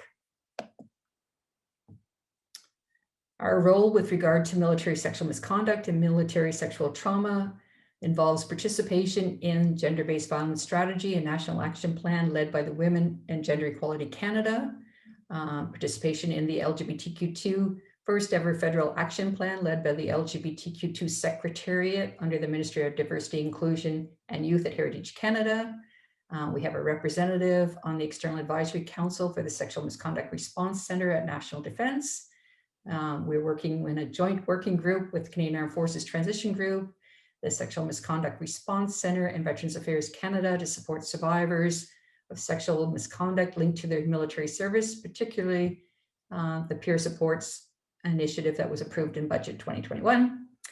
We're also involved in the military sexual trauma community of practice, and we are engaged in targeted engagements with veteran stakeholder groups, including the Women Veterans Forum and the LGBTQ2 Veterans Roundtable events. What we are hearing from victims and survivors of military sexual misconduct as potential barriers include identifying as a veteran. We have heard from several victims and survivors that they may not identify as being a veteran, or that they may feel that they're not entitled to the supports and services offered by Veterans Affairs Canada. We encourage you to come forward. In general, Veterans Affairs Canada considers any former member of the Canadian Armed Forces who releases with an honorable discharge and who has successfully underwent basic training to be a veteran, regardless of their length or type of service. It also recognizes LGBT purge survivors who were forced to leave the Canadian Armed Forces because of their sexual orientation. Eligibility, however, to specific programs may vary, so please make use of the benefit navigator that's available on our website. Other commonly mentioned barriers include such items as complexity in recognizing the symptoms and knowing where and how to seek the right supports and treatment if necessary, difficulty in getting proper medical diagnosis and relating it to service, which is needed in order to seek compensation through the disability benefit claim process, a lack of available programming, and equitable access to appropriate supports tailored to meet the unique needs. This includes the need for peer support, as I mentioned earlier, competing priorities as individuals may still be working or in school, have family responsibilities, be lone parents, be responsible for childcare and or dependent care, as well as their own self-care.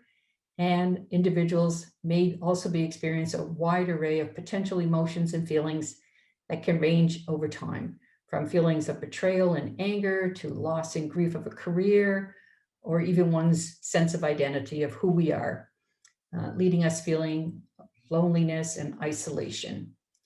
If in doubt, reach out to the department through our National Contact Center, register for my VAC account online, or check out our VAC resources on our web pages. So what changes have VAC made to policies and practices?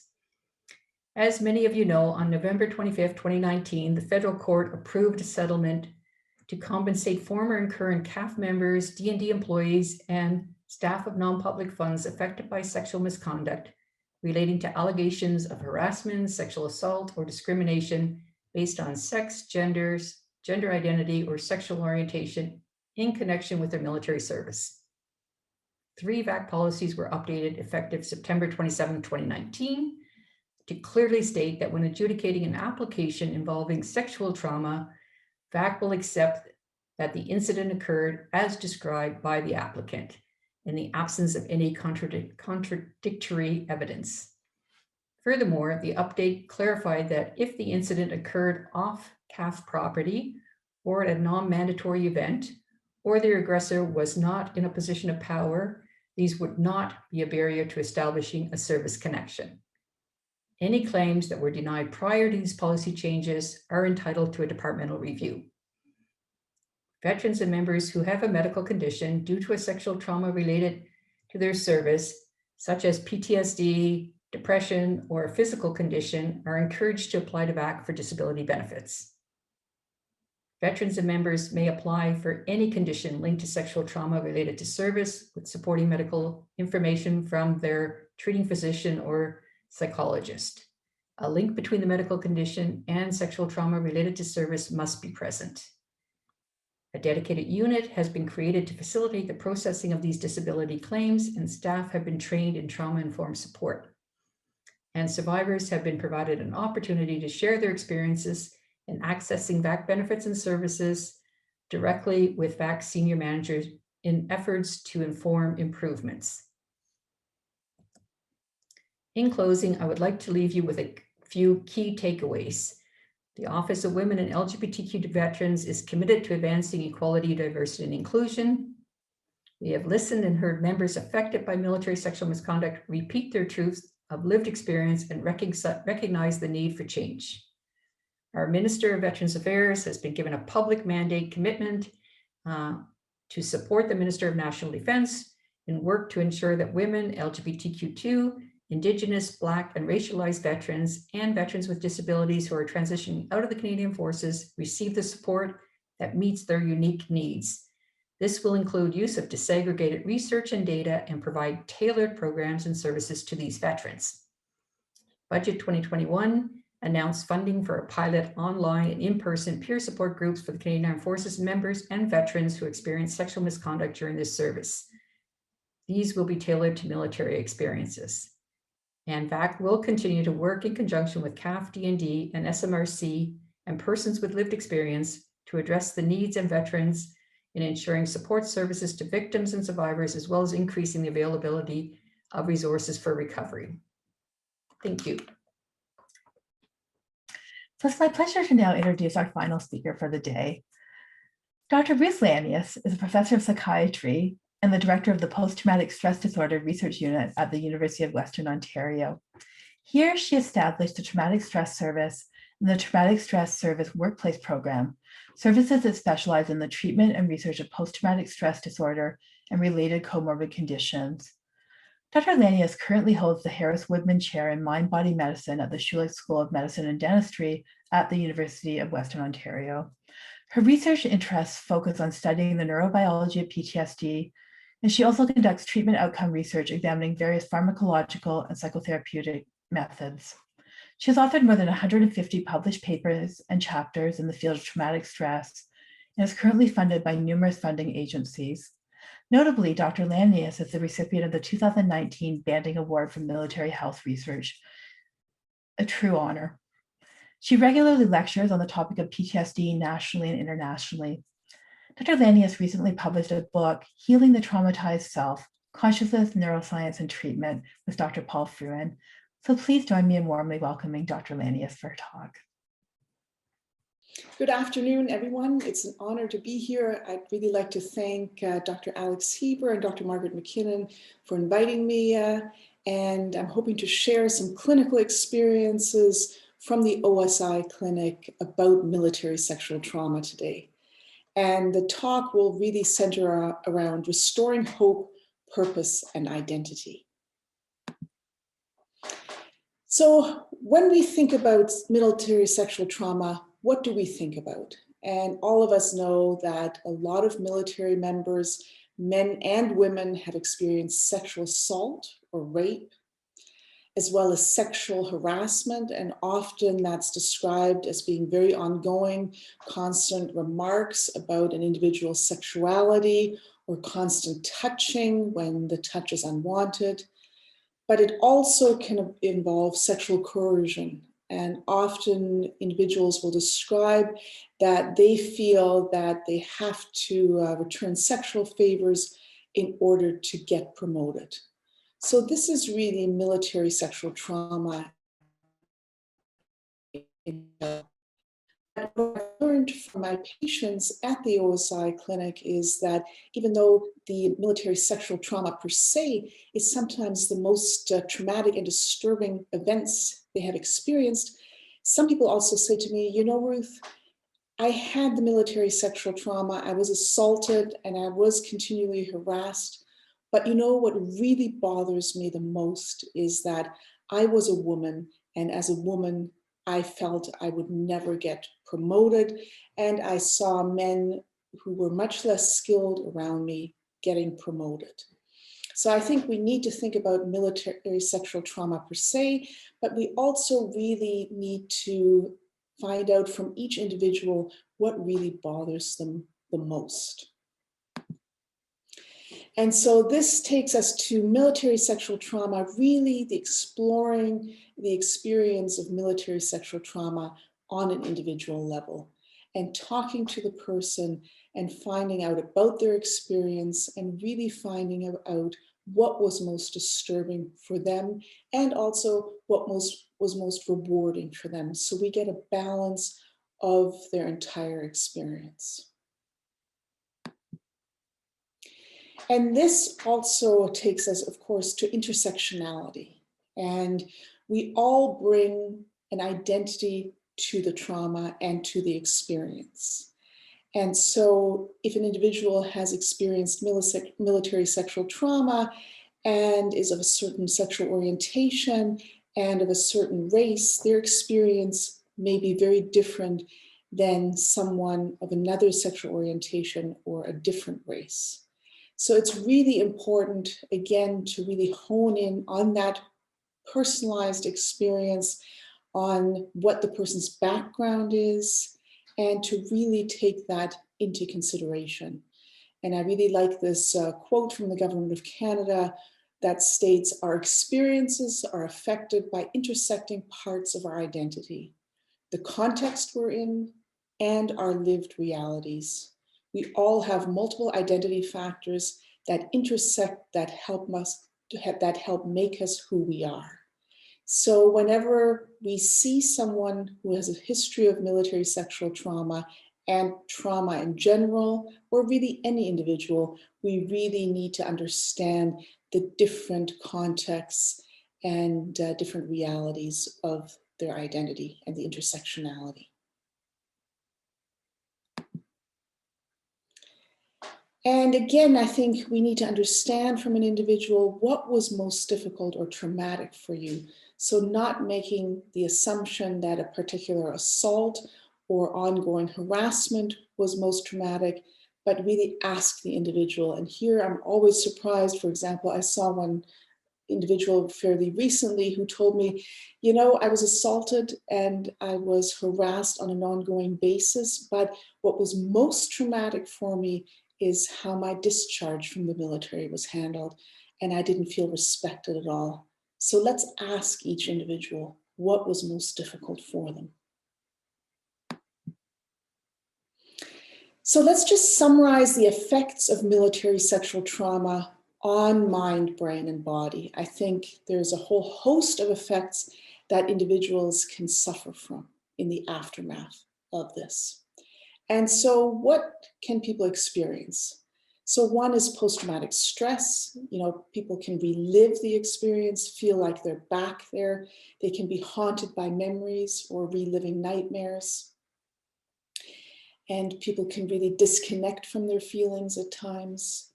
And then people can be very hypervigilant, always looking over to see if they're going to be hurt again, and be irritable and angry, because that's what stress does to us. And they can have an increased startle response. So that would be a typical post-traumatic stress presentation. But then individuals can also get very depressed. You know, the situation can get to them that they start to feel hopeless, and their mood starts to become more and more depressed, to the point where they can really feel helpless and hopeless. And then anxiety can also be part of military sexual trauma. You know, people feeling anxious all the time, they're worrying all the time, and they may be afraid to go out because, you know, they may face a situation that they fear. Substance use is also often associated with military sexual trauma, and people often use those substances to help self-medicate. Their distress becomes intense, and so often substances are the only thing that helps those symptoms calm down in the absence of having help available. And I think it's really important to help individuals understand and see why they're using a substance, because often the use of substances is associated with so much shame. And here, of course, it's also really important to realize that of course, alcohol use is very prominent in the military, and that's often also a big part of military sexual trauma. Then we have dissociation, and dissociation really is a psychological escape when no physical escape is possible. And so when people become too distressed with the experience, they start disconnecting from their body, from their feelings, because it's too painful. Sometimes people have out-of-body experiences. And so when you have out-of-body experiences at the time of the trauma, it actually feels like the trauma is not happening to you because you're disconnected from your body. Or things around you may feel unreal. And again, at the time of the trauma, it feels like, oh, this is not really happening.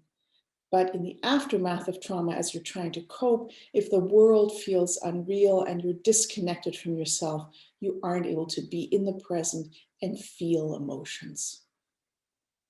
Eating disturbances are also common. So sometimes people starve themselves, and when they starve themselves, often they stop feeling intense feelings. Then people sometimes binge purge. And again, that helps people to numb out their feelings for a little bit that are associated with the painful experiences. And then sometimes people feel empty and they'll eat to fill a void. So these are some of the eating disturbances that we see in the aftermath of military sexual trauma. Then we also have somatic symptoms. The body keeps the score, as we've learned from Bessel van der Kolk. So trauma is very much manifested in the body. So people often experience having headaches, having stomach problems, having irritable bowel syndrome. So really fluctuating between diarrhea and constipation, but also often symptoms of chronic pain. So the body really keeps the score in the aftermath of trauma. Moral injury is also something that's very frequently associated with military sexual trauma. So feelings of betrayal, feelings of guilt and shame are also very common. And then individuals will tell us we've lost our identity, which is a very painful thing. And of course, in the aftermath, that's something we really want to regain. And individuals often describe a loss of purpose. And I think every human being, of course, needs a purpose in life. And if we lose purpose in life, we become depressed and helpless and hopeless. So as you can see from this slide, military sexual trauma can really affect brain, mind, and body on very different levels. But of course, all these levels are interconnected and can affect each other. Patients often say to me, yeah, you know, I've experienced this stuff in the military, this military sexual trauma, but I was never in a combat zone. And what I say to them when they say that to me is, well, I'm not sure. You know, what you experienced was really chronic, inescapable stress. And that's the same as somebody who was in a combat zone. They also experience chronic, inescapable stress, you know, in very different ways.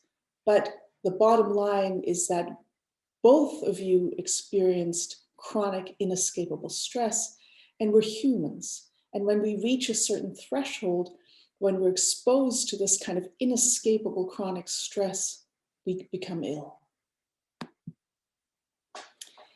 And then a question I often get is, are the effects of military sexual trauma different from battlefield trauma?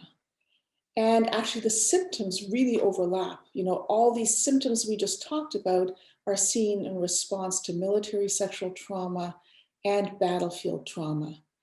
But sometimes, you know, we're very judgmental towards ourselves, and we say to ourselves, well, this is very different from battlefield trauma. And so often that self-judgment will make us feel that the military sexual trauma may not be as severe as battlefield trauma.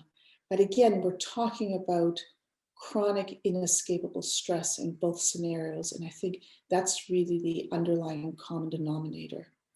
And also sometimes I think lay individuals from the general public may view battlefield trauma as more significant than military sexual trauma. But I think again, that's a matter of education, and seminars like this today will really help us to understand that different forms of stress can have very similar manifestations of how people suffer in the aftermath. And then people often wonder, what is military sexual trauma like in comparison to civilian sexual trauma? And are there similarities? Are there differences? And I think when we're talking about military sexual trauma, individuals in the military really see the military as their family, right? And I think that makes it very similar to civilian sexual trauma. In a way, you're being assaulted by a family member, which makes it very, very painful. And I think what we also have to remember is that the prevalence of childhood trauma is significantly higher in the military population. And there was a beautiful study done by Jatinder Sareen's group that showed this in the Canadian military. And so often people come into the military with a history of childhood abuse. And so when they then experience military sexual trauma, that can actually trigger their childhood abuse and really worsen their symptoms, both in terms of the military sexual trauma experienced in the military, as well as their childhood trauma symptoms. So coping with stress, how does the body cope with stress? And I just briefly want to review that, when the stressor is escapable, we often use active defensive responses, like the man here on the bottom picture. We run, we fight, and that would be an active defensive response. And often that's associated with the decreased development of post-traumatic stress and other disorders. And that's really helpful when the stressor is escapable, right? But if the stressor is chronic and inescapable, such is the case often with ongoing sexual harassment and military sexual trauma, the stressor is not escapable, right? And so people often slip into passive defensive responses, like the man in the top image here. So they shut down, they detach, they stop fighting, and they become hopeless and helpless. And when that emerges, when you slip into these passive defensive responses, often you tell yourself, I can't do it, why bother? This is never going to work. You sort of shut down, you have this learned helplessness response, and you become more and more hopeless.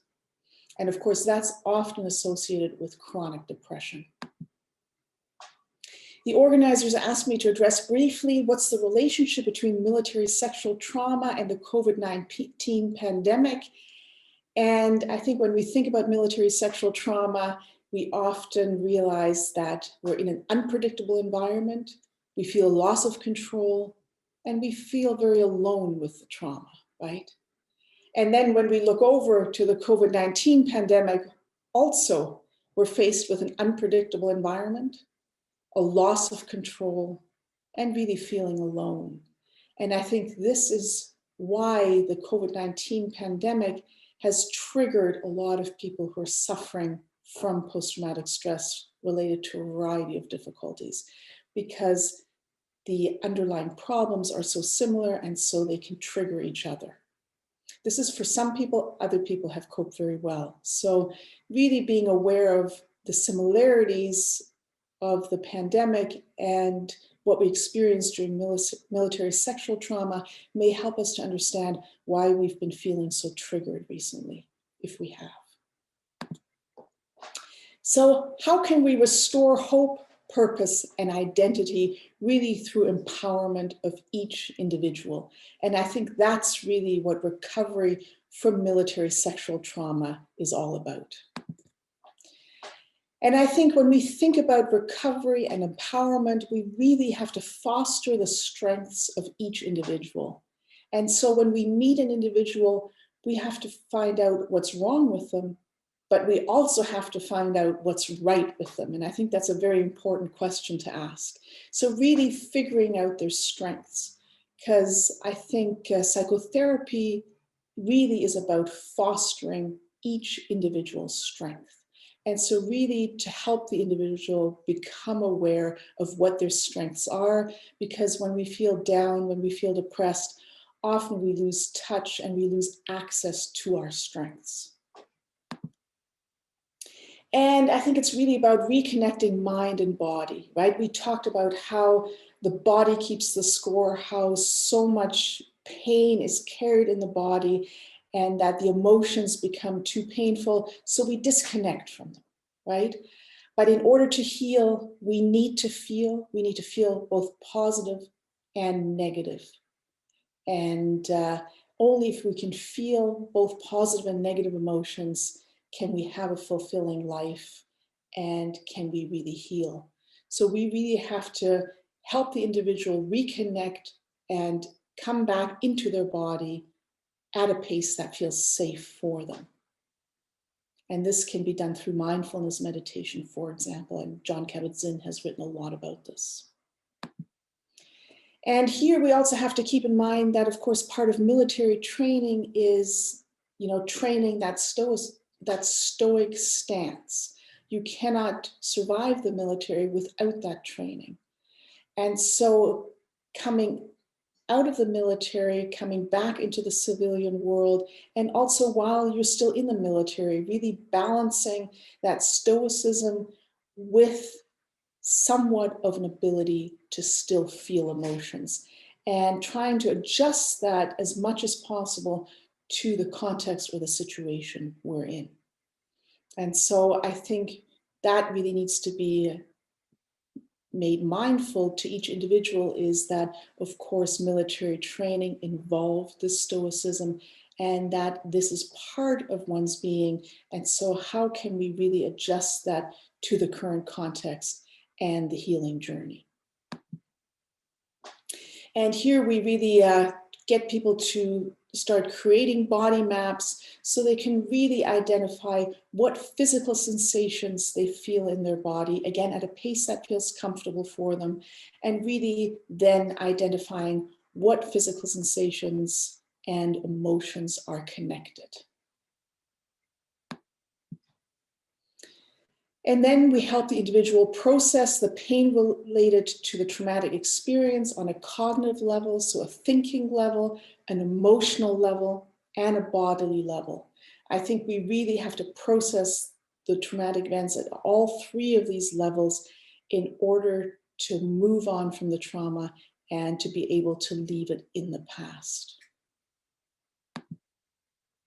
And of course, social and peer support are extremely important, and the Canadian military has a long tradition in that, starting with Stéphane Granier, and also Alex Heber has spoken a lot about this, and many others, how important social and peer support are in the healing of trauma. And of course, we also know that social support is the most important factor in helping somebody to heal in the aftermath of trauma.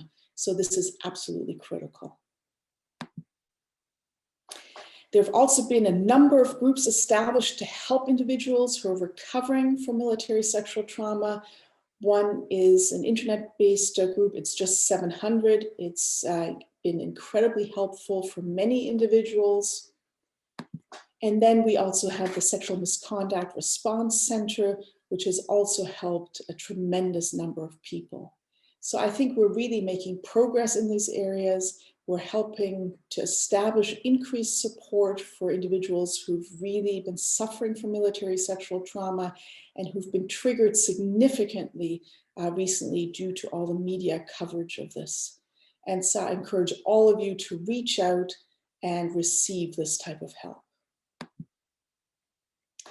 And so I want to end this talk on a note of hope that I think we can restore identity and hope,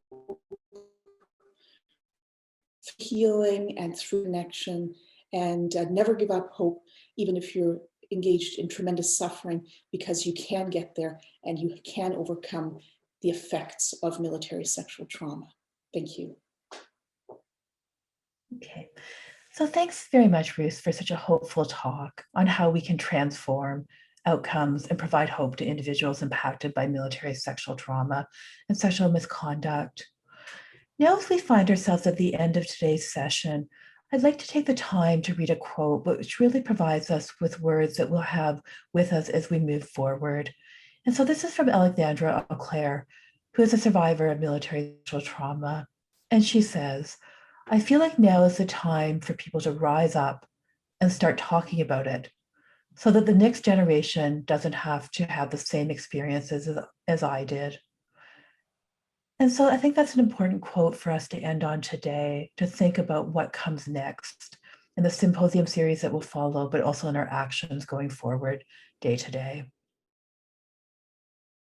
Before ending, please allow us to offer the warmest of thanks to our event sponsors, the Center of Excellence on PTSD and the Department of National Defense's Minds Funding Program. This seminar series first took shape through conversations in the Canadian military sexual trauma community of practice and came to fruition through the enormous efforts of the Center of Excellence staff, including Veronica Hodge, Miriam Ben-Lamri, Ashley Mulligan, Harrison Curtis, Lauren Richardson, Catherine Lang, and Joy Pavlich. We would also like to thank staff in the Department of Psychiatry and Behavioral Neurosciences at McMaster, including Dr. Andrea Brown, Mina Pixtakova, and Tricia Rainsford, who joined forces with the MST Community of Practice and the Center of Excellence to make this day a reality.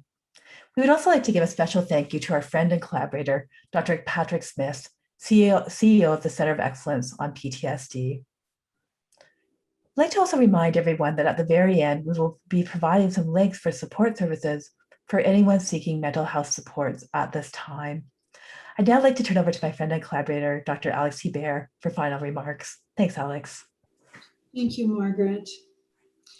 Today is an important reminder that when we join forces with our many organizations and among our varied partners, we can make a difference in solving this multidimensional and complex problem.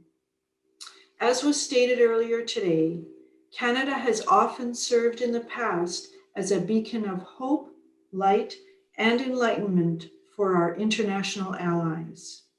That same light we must now cast onto the issue of military sexual trauma so that we can once again do the hard work that is required and attempt through our efforts to serve as a model of fairness, compassion, and understanding for our friends and allies around the world by coming to terms with and eliminating sexual misconduct in our military. Like the deployments within Canada in the past year to provide critical aid to long-term care facilities and to ensure rapid rollout of vaccines against COVID-19, this difficult work and its successful outcome will be another example of how our military steps up to serve all Canadians.